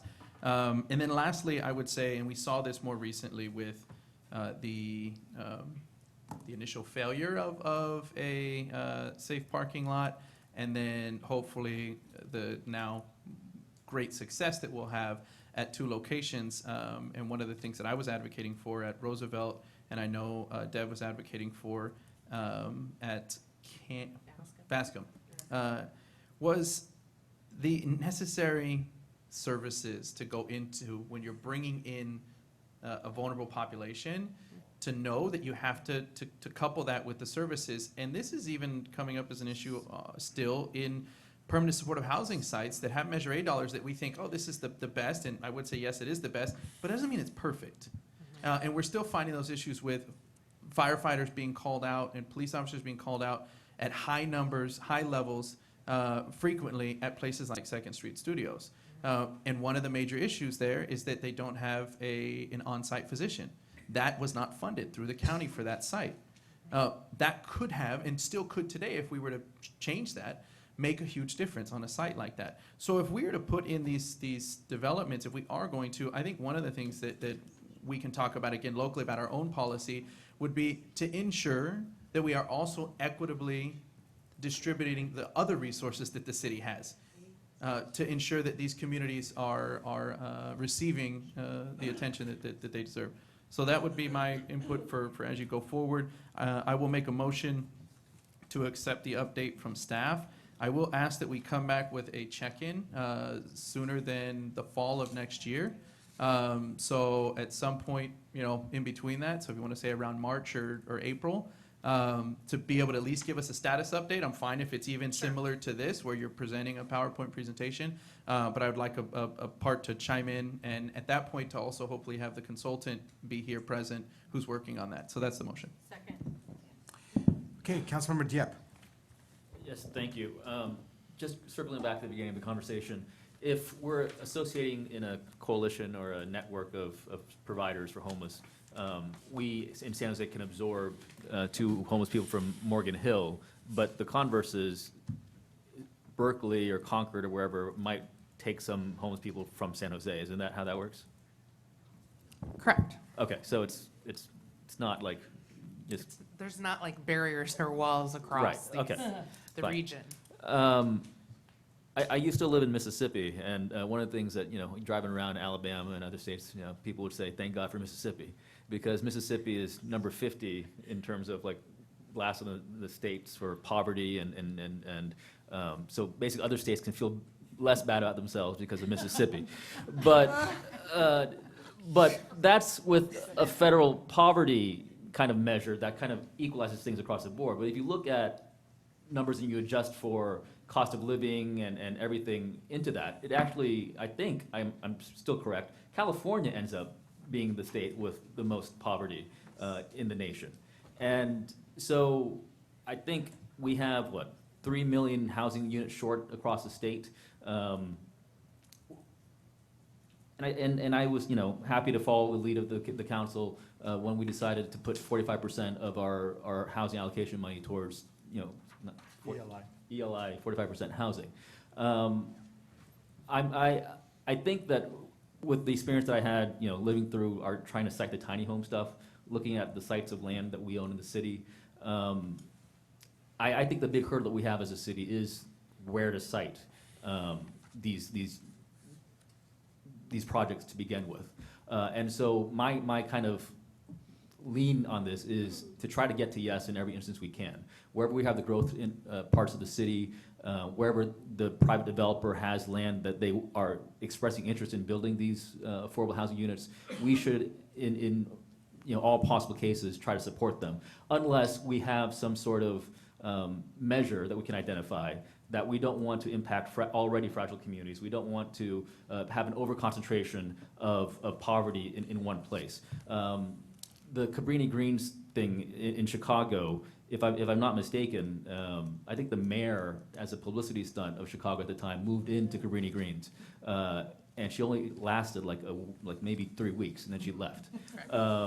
So but that's not what we're doing in San Jose. We're not building, what was it, 1,000 something units, whatever. There, 3,000. 3,000 something units. We're doing, I don't know what we're doing, but let's say 200 units at a time. And I don't think 200 units at a time really substantially upturns a community, especially going back to my starting comment about the measure of federal poverty not being adjusted for local, I guess, incomes and whatnot, being California. In California, there's that statistic we throw around where if you're living in the Bay Area and you're not making $125,000 a year, you're poor, right? And so when we're talking about extremely low income or poor or moderate income, of what, right? And so if ELI, if 125 grand a year is, I don't know what it is, but let's say it's the area median income, and we're talking about 45% of that, what we're looking at is families or individuals who make, what, 56,000 a year. Check me on my math, but something like that, 50-something thousand a year. And I don't know that that's, something that, I don't know that $50,000 a year income level is something that reflects poorly on the individual, that we would think that, I don't want this person living next to me because you're making $50,000 a year. Like in Arkansas or wherever, that's average salary, starting salary out of college, right? So, that's all I'll say. I think I'm sensitive to not exasperating a sensitive community, and we should have some sort of threshold to measure that kind of density. But on the whole, I think the terminology that we're using, poor, poverty, it's a bit skewed, especially in the terms of the super rich area of the Bay Area.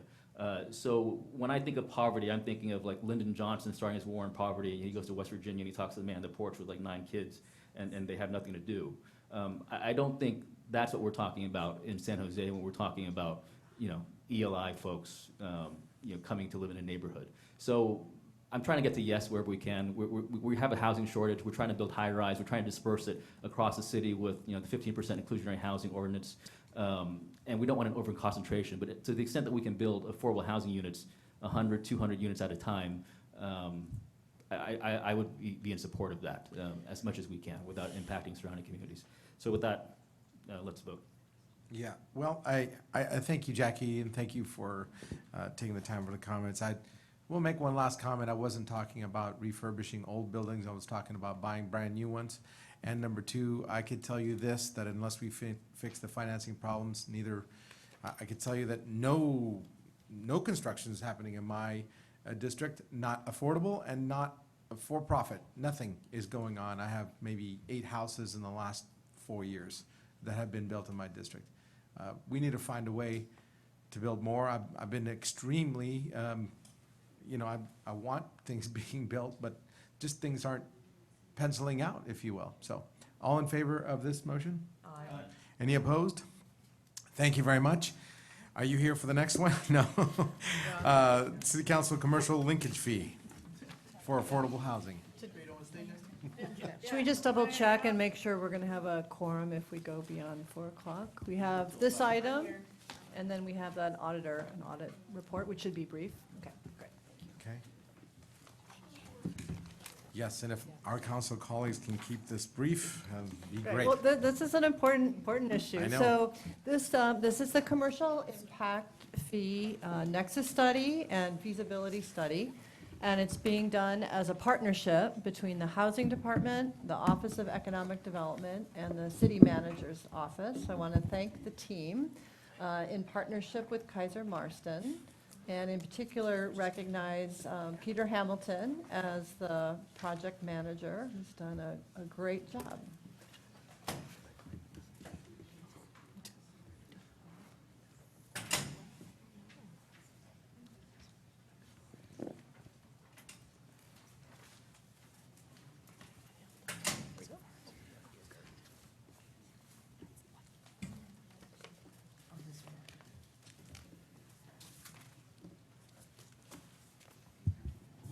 All right. So my name is Peter Hamilton. I'm a senior executive analyst in the city manager's office, and we're here today, as Kim mentioned, to talk about Council Priority 9, the commercial linkage fee for affordable housing. And I'm joined today by Rachel Vanderveen, Deputy Director in our Housing Department, Chris Burton, Deputy Director in OED, and David Dozema, a principal with Kaiser Marston Associates, our consultant for this project. So in this presentation, we'll start off with a brief history of the project and an overview of our current status. Then I'll turn it over to David, and he will go over the proposed prototypes for the study in some detail. And then we'll close with a discussion of the project timeline. So on this slide, you see this is the direction we received from the council on March 12th, when we were last before the council on this issue. We were directed to conduct a nexus and feasibility study and procure a consultant to conduct those studies, and also given this additional direction, first to consider a range of different prototypes, in particular a high-tech office prototype. Second, to conduct a sensitivity analysis as part of the feasibility study. Third, to include various stakeholders in our outreach efforts. And fourth, to come back by January 2020 or as soon as possible. So taking that direction, we drafted an RFP, which was released in June of 2019, for a consultant to conduct the studies. We received 3 qualifying proposals and scored them as is outlined in the memo, and awarded the contract to Kaiser Marston. And David will go over some of these topics in greater detail, but this is just an overview of the scope of the project. So starting out, the selection of development prototypes and geographic subareas, which will be studied as part of the nexus and feasibility studies. And I would note that per council direction, we are proposing to include a high-tech office prototype. Then the nexus and feasibility studies, which Kaiser Marston will be developing. The nexus study to demonstrate the basis for the fee and determine the maximum fee amount, and the feasibility study to determine the effect the fee could have on the economics of various development prototypes. And also as part of their report, Kaiser Marston will be conducting fee comparisons with nearby jurisdictions and comparable jurisdictions to provide some context for the council's decision. We'll develop a range of policy options for the council to consider for the fee. And we'll also be estimating the amount of revenue we could potentially get from such a fee were it adopted. And finally, Kaiser Marston will be helping us with public meetings and outreach, such as this meeting. We'll be conducting 2 rounds of outreach, one around the prototypes, which we're undertaking now, and then a second early next year when the draft study is released. So with that, and I should also note that at the September 24th council meeting, the council provided the staff direction to provide notice along with any permits for commercial projects that those projects could be required to pay a commercial linkage fee subject to future council action. And so we can report that the planning department has implemented that direction. And with that, I will turn it over to David. So as Peter said, I'm going to walk through the proposed building prototypes that will be studied and proposed geographic areas that would be addressed in the nexus and feasibility study. First, just the basic purpose of the nexus study is to establish the maximum or ceiling on what could be applied in terms of a commercial linkage fee. You have to show that there's a reasonable relationship between the fee and the impacts it addresses. In this case, we look at jobs that are added in new commercial buildings, the income levels of the workers who hold those jobs, and what it costs to provide affordable housing to those workers, and that's becomes the basis for a maximum fee level. And the results of a study like that tend to support very high maximum fee levels, and that's one of the reasons why there's the second component to the study, which is to look at the financial feasibility of implementing a new fee. These are the building types that we're proposing to address as part of the nexus study. The objective in selecting these building types is to cover a full range of development of the type that could be subject to a new commercial linkage fee. We also want to make sure that we're covering major differences in employment density, because that's a key driver of the nexus findings, and also the occupations of the workers who are in different types of buildings, and that also drives the differences in the nexus findings. A couple things to point out about this list. We're proposing to include residential care assisted living. That's a use that sort of spans residential and commercial. It has been subject to the city's affordable housing impact fee, but only facilities that meet a certain definition, which would put them into qualifying as a residential unit. So you have to have a bathroom within the unit and also a kitchen in order to be subject to that affordable housing impact fee, and also the inclusionary program, which is affordable housing impact fee is being phased out and inclusionary being phased in. That's true there as well, I believe. So we're suggesting it being covered by the Nexus study to provide the flexibility to implement a fee for all projects of that type.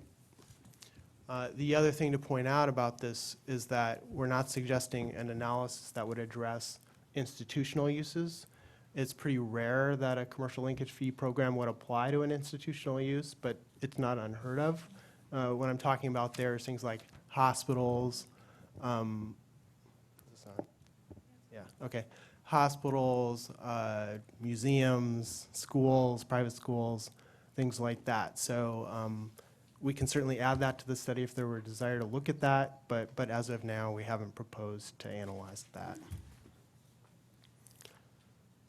Moving on to the feasibility study, the purpose there is to provide information about the economic feasibility of representative non-residential projects, and that'll be a key piece of information in informing the selection of fee level, distinguishing fee level by type of building and by geographic area.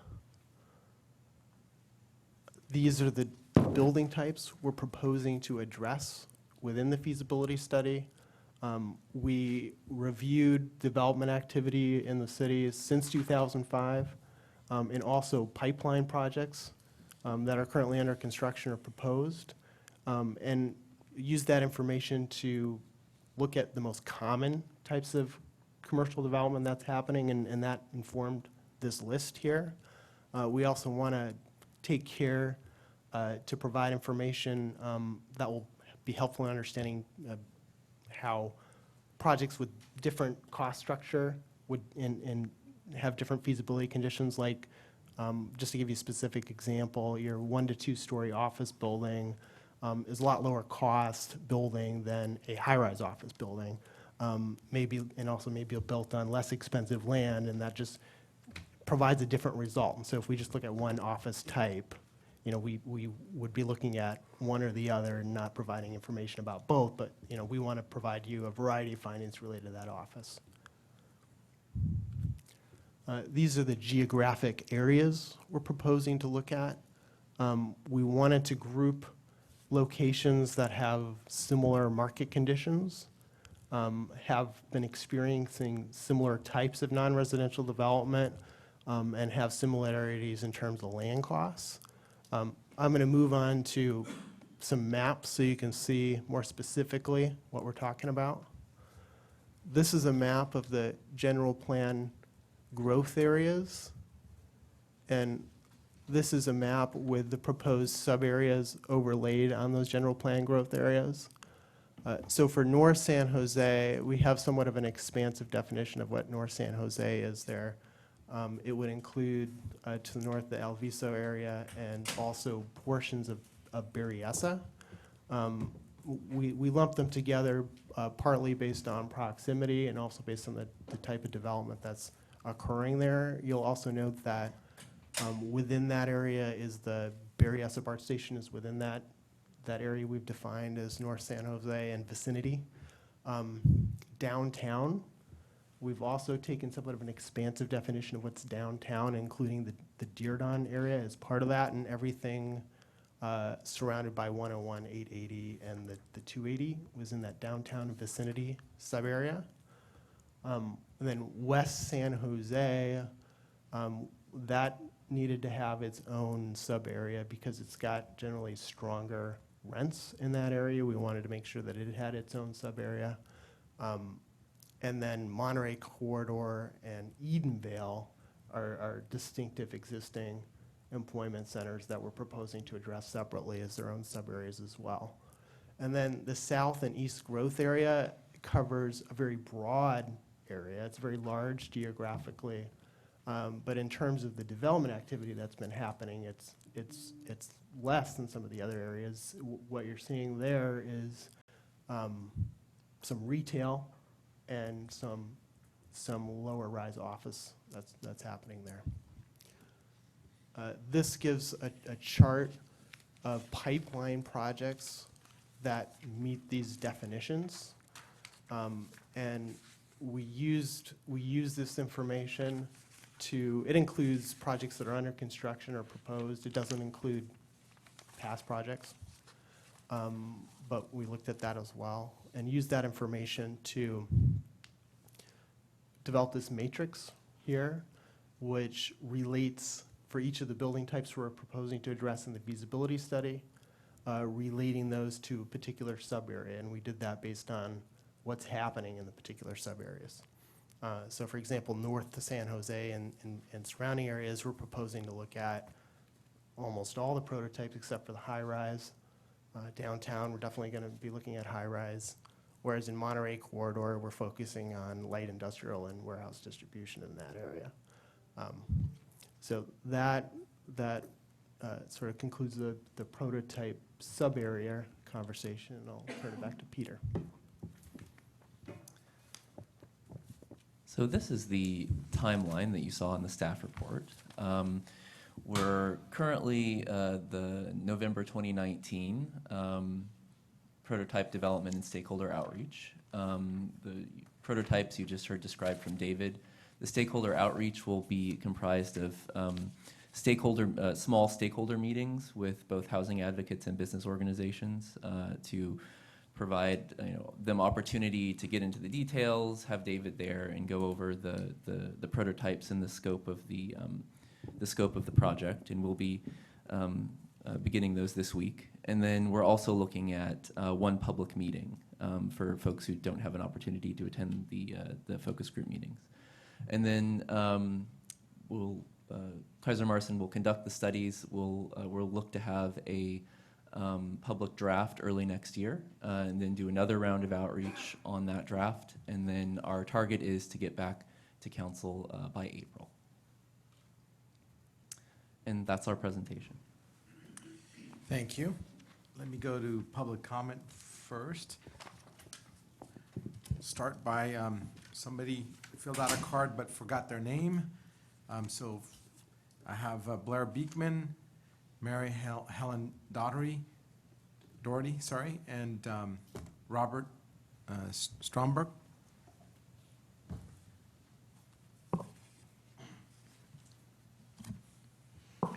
Hi. In speaking today, I hope I can talk about the linkage fee idea as part of the overall ideas of building fees and development in San Jose and for the downtown area. If that is okay with you.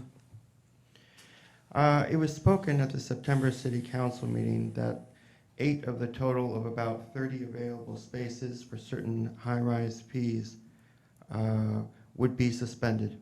It seemed to be implied by developers, a few developers, and a few of the Downtown Association people that day that the remaining 22 available lots and spaces would be open to good negotiation for all sides, and in how we can all return to previous plans and ideas that could specifically focus on some familiar and even some new concepts of what can be affordable housing for the future of San Jose.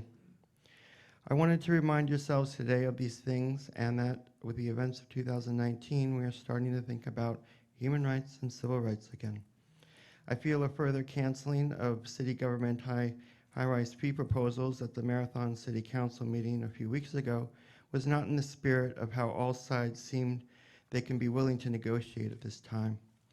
We can build a future economy that can demand the better ideas and ideals of human nature at this time. To conclude, this returns to the ideas of the inclusionary fees or these commercial linkage fees that in deciding in good civil rights practices for a community is a process is for all of us and everyone. I feel it is developing better human rights and civil rights at this time that can define our better business practices as a city. And from this, respect and some sort of comfortable margin of profit should almost invariably follow. With this said, thank you for allowing myself to speak on these items.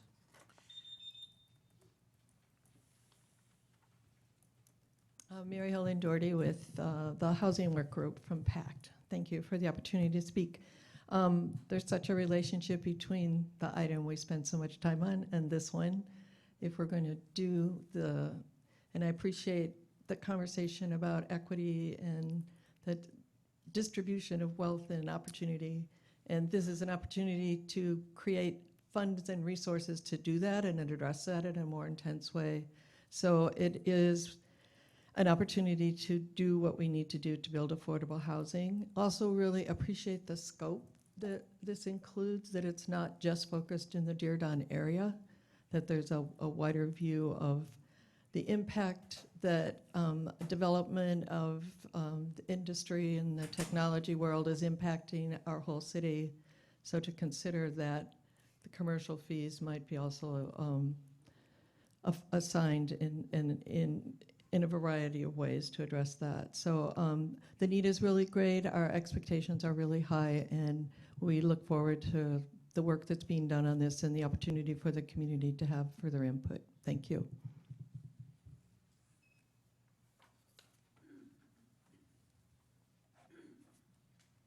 Hello, hello. My name is Robert Stromberg. I work with Destination Home. I was trying to think about how to demonstrate that this is about mitigating future impact as opposed to fixing a problem that we already have. So if we imagine a huge sinkhole in the middle of the room, say 10 feet across, and every time we add a new person in the room, the sinkhole expands by 1 foot.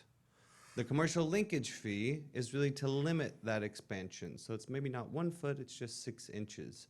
But it doesn't make the sinkhole any smaller. In other words, the commercial linkage fee is essential because when we add jobs, we add a need for affordable housing, as skyrocketing rent burden throughout our city demonstrates. It's one of many important tools to help get additional funding so that we can build the housing for folks who need it most. The need is great, and our expectations are high. Thank you. Susan Price, followed by the person who did not put their name. I'm sorry, I cannot read your mind. Okay, so you must be the blank. It must be me. All right.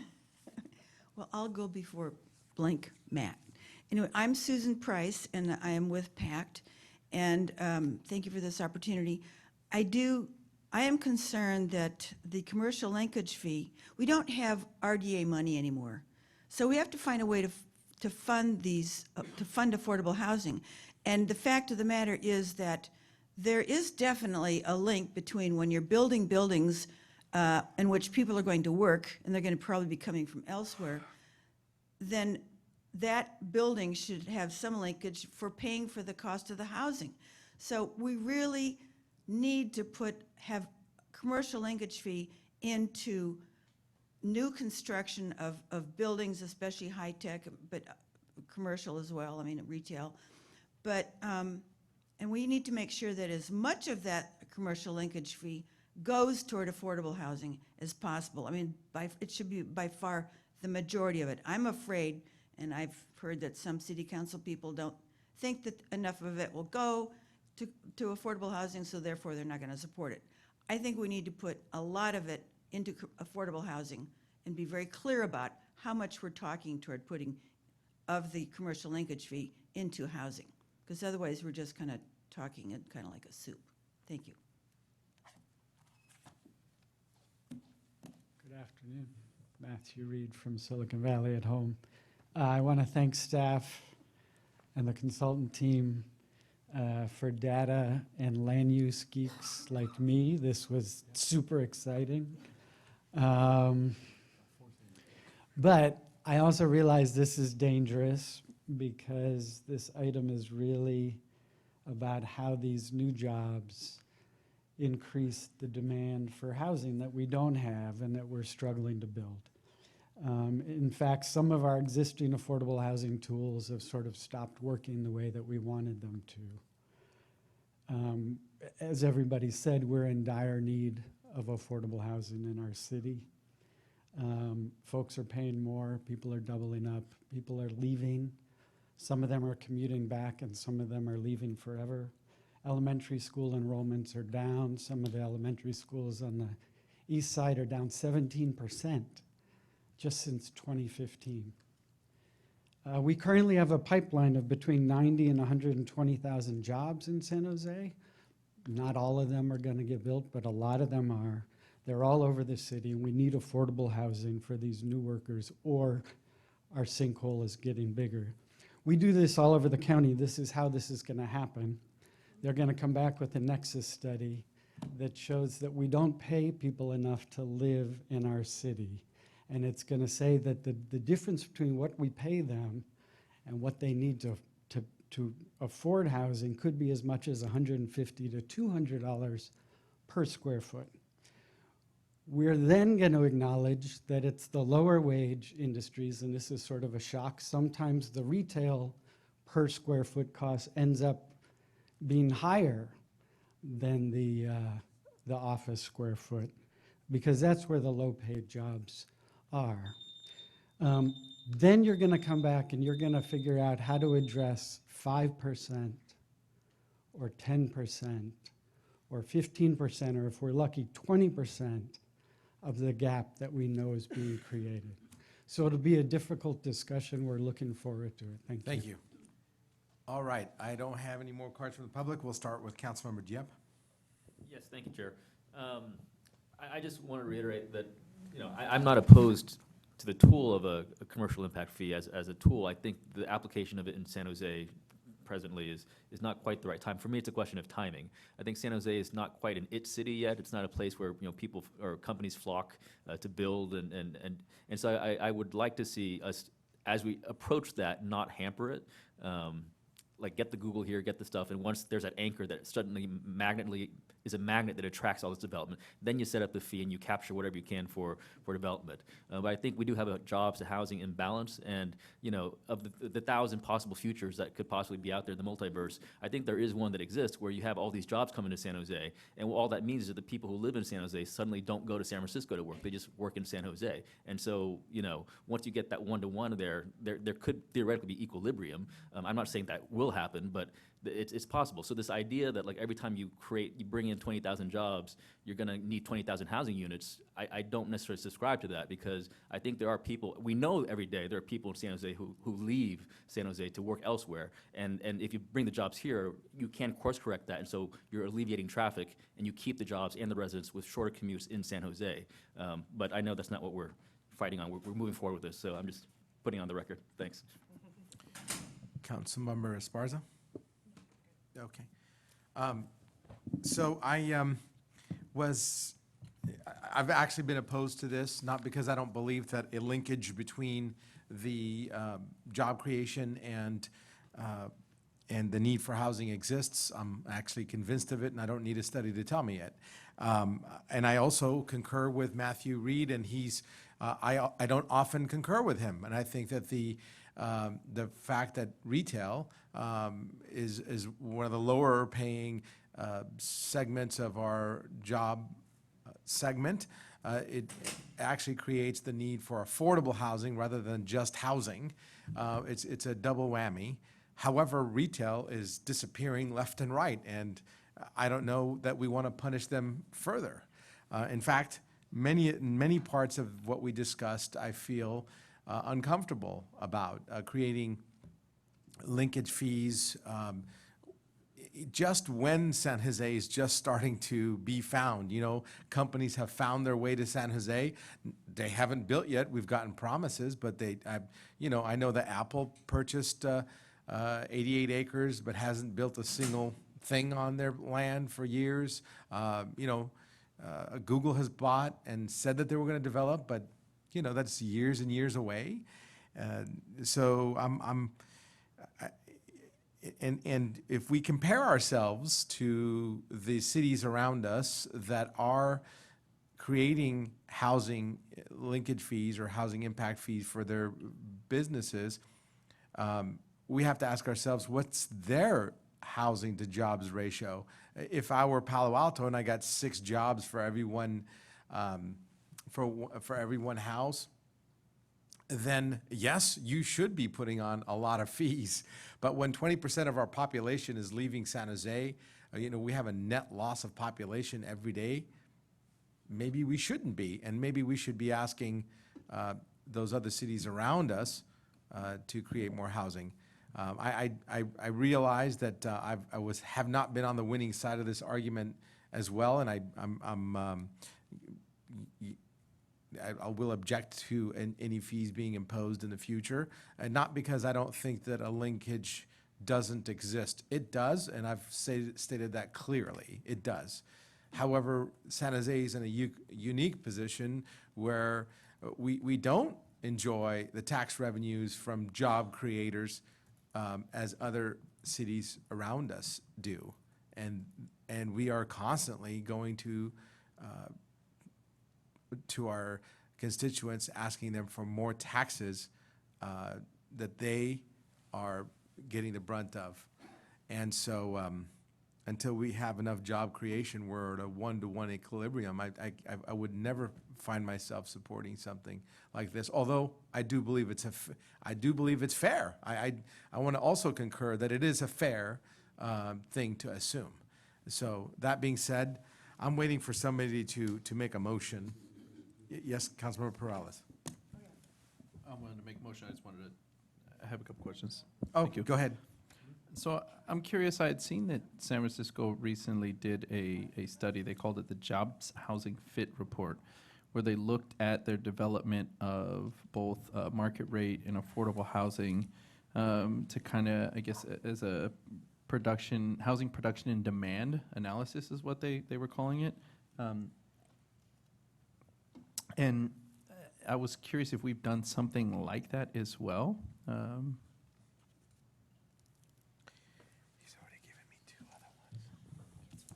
Thanks, Councilmember Chris Burton with the Office of Economic Development. And maybe, Chris, you can answer, are you familiar with that study that they just I did? am not familiar with that study, but we're all hurriedly writing it down to go and take a look. Outside of the general plan process, where we have done some assessment around the balance of jobs and housing, we haven't done a specific study, but we'll certainly take a look at that and kind of take it into consideration and see if there's something to do, that we could parallel locally. Yeah, I thought it was interesting, and I didn't know if we had done anything similar. And it seemed like it helped to relate, which I think we know we have this issue as well, but we just don't know what it really looks like as far as the numbers in regards to the need for, say, how much market rate housing or how much affordable housing.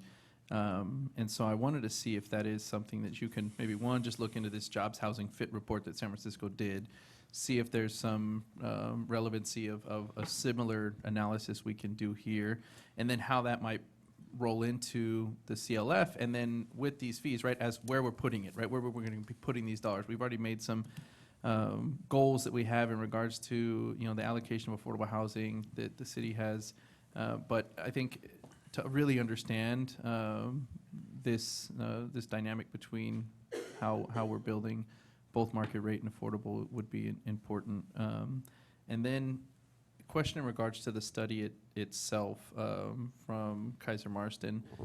And this comes in regards to and I'm not an expert here, this was coming from community members in regards to the residual land value model that they're using. And the concern was that this is not necessarily a traditional, I guess, model that is being used. And so one, why? What's the reason for not necessarily using a traditional model? And then is there any concern in regards to the assumptions for future, either land values or the potentials that we could have for what the dollar or the charge the fee may be in the future, so making sort of future assumptions. So I'm just curious if you're aware, if staff is aware of this, I guess, unique or sort of change in a model that they're using.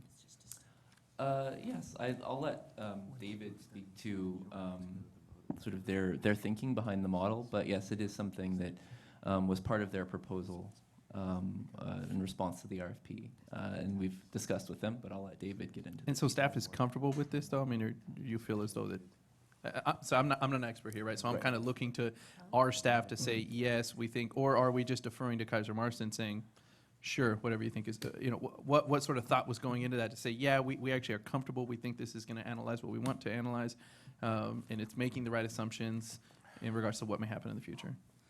I think there are examples of this this methodology being used in the past.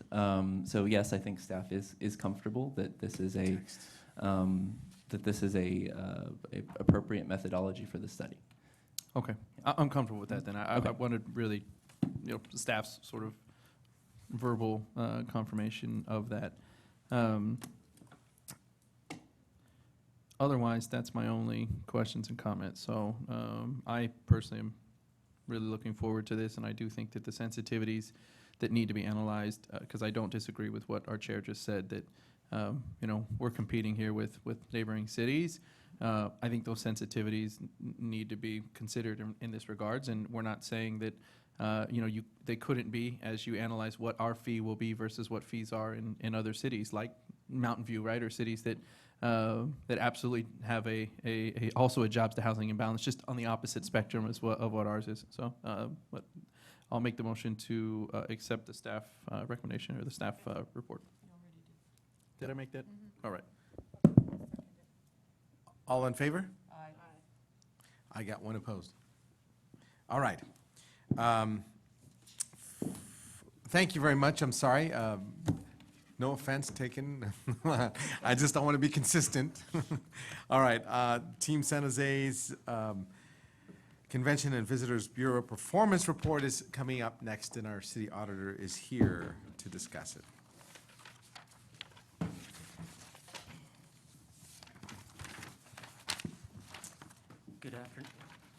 Good afternoon, Joe Royce, City Auditor. I'm here to present our audit on the Team San Jose performance for fiscal year 2018-19.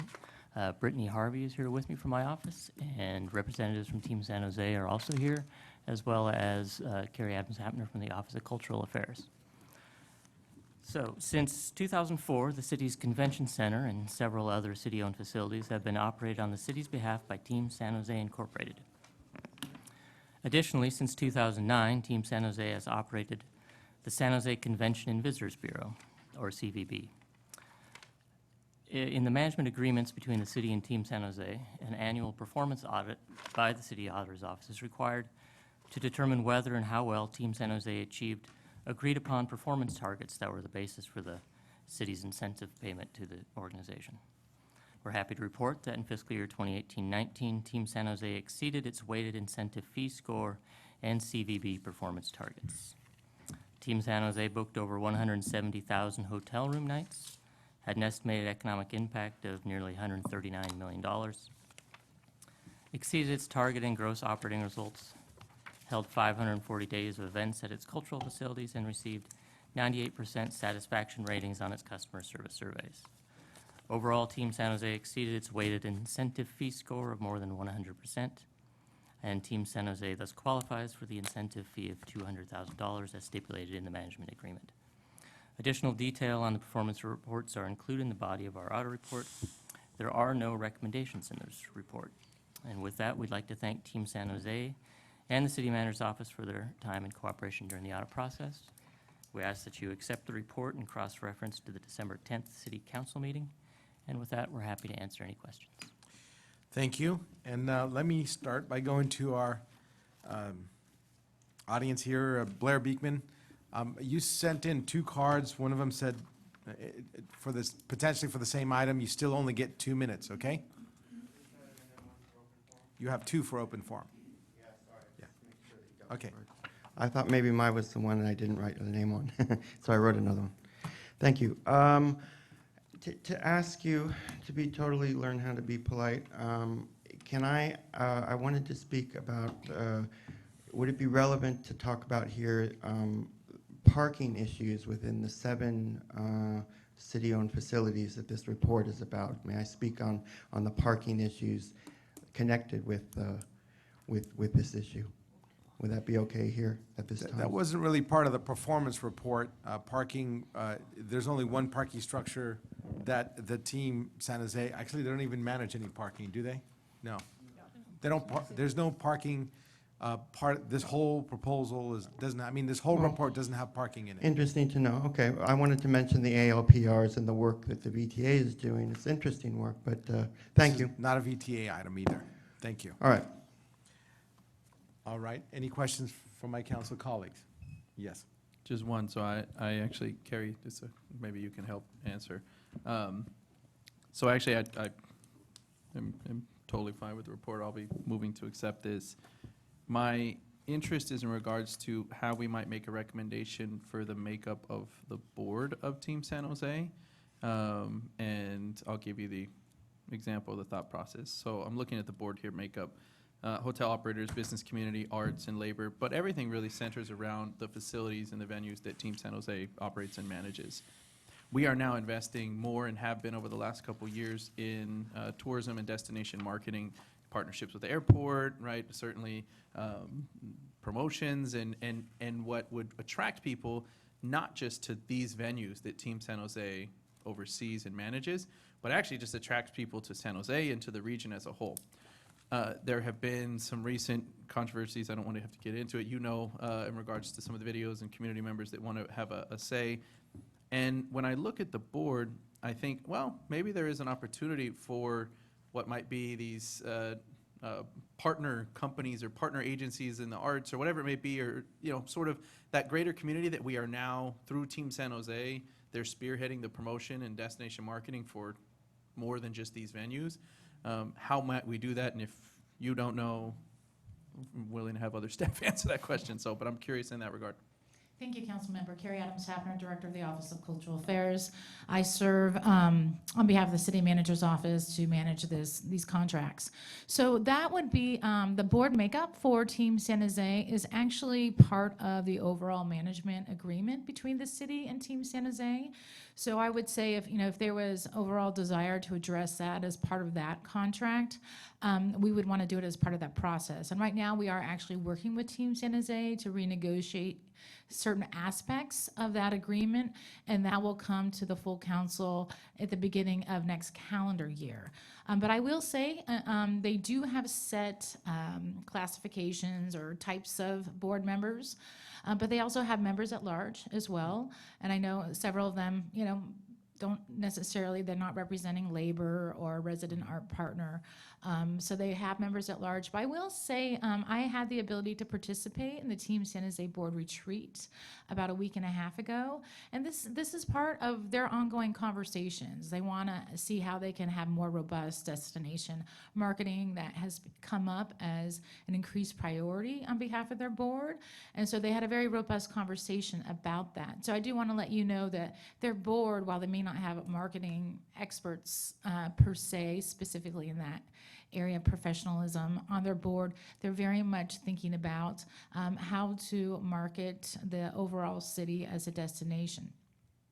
Okay, and so I'll want to meet with you maybe offline before the beginning of the year, before that contract then comes back, because I may have some recommendations, and it may be easier if you know them ahead of time, so then that way it's not sort of a last minute change and it's just incorporated. So Okay, very good. I'll thank look you. forward to that. I'll move to accept the audit report. Okay. All right. Any other concerns, comments for our city auditor? All right. Okay. All in favor? Aye. All right. Thank you very much. This is cross-referenced to December 10th. Sure. Yes. Yes. And Wait, you're afraid, hold on. Don't leave. Don't leave. Still open forum. Blair Beekman. Blair, all right, now's your chance, Blair. 2 minutes, Blair. Take us home, Blair.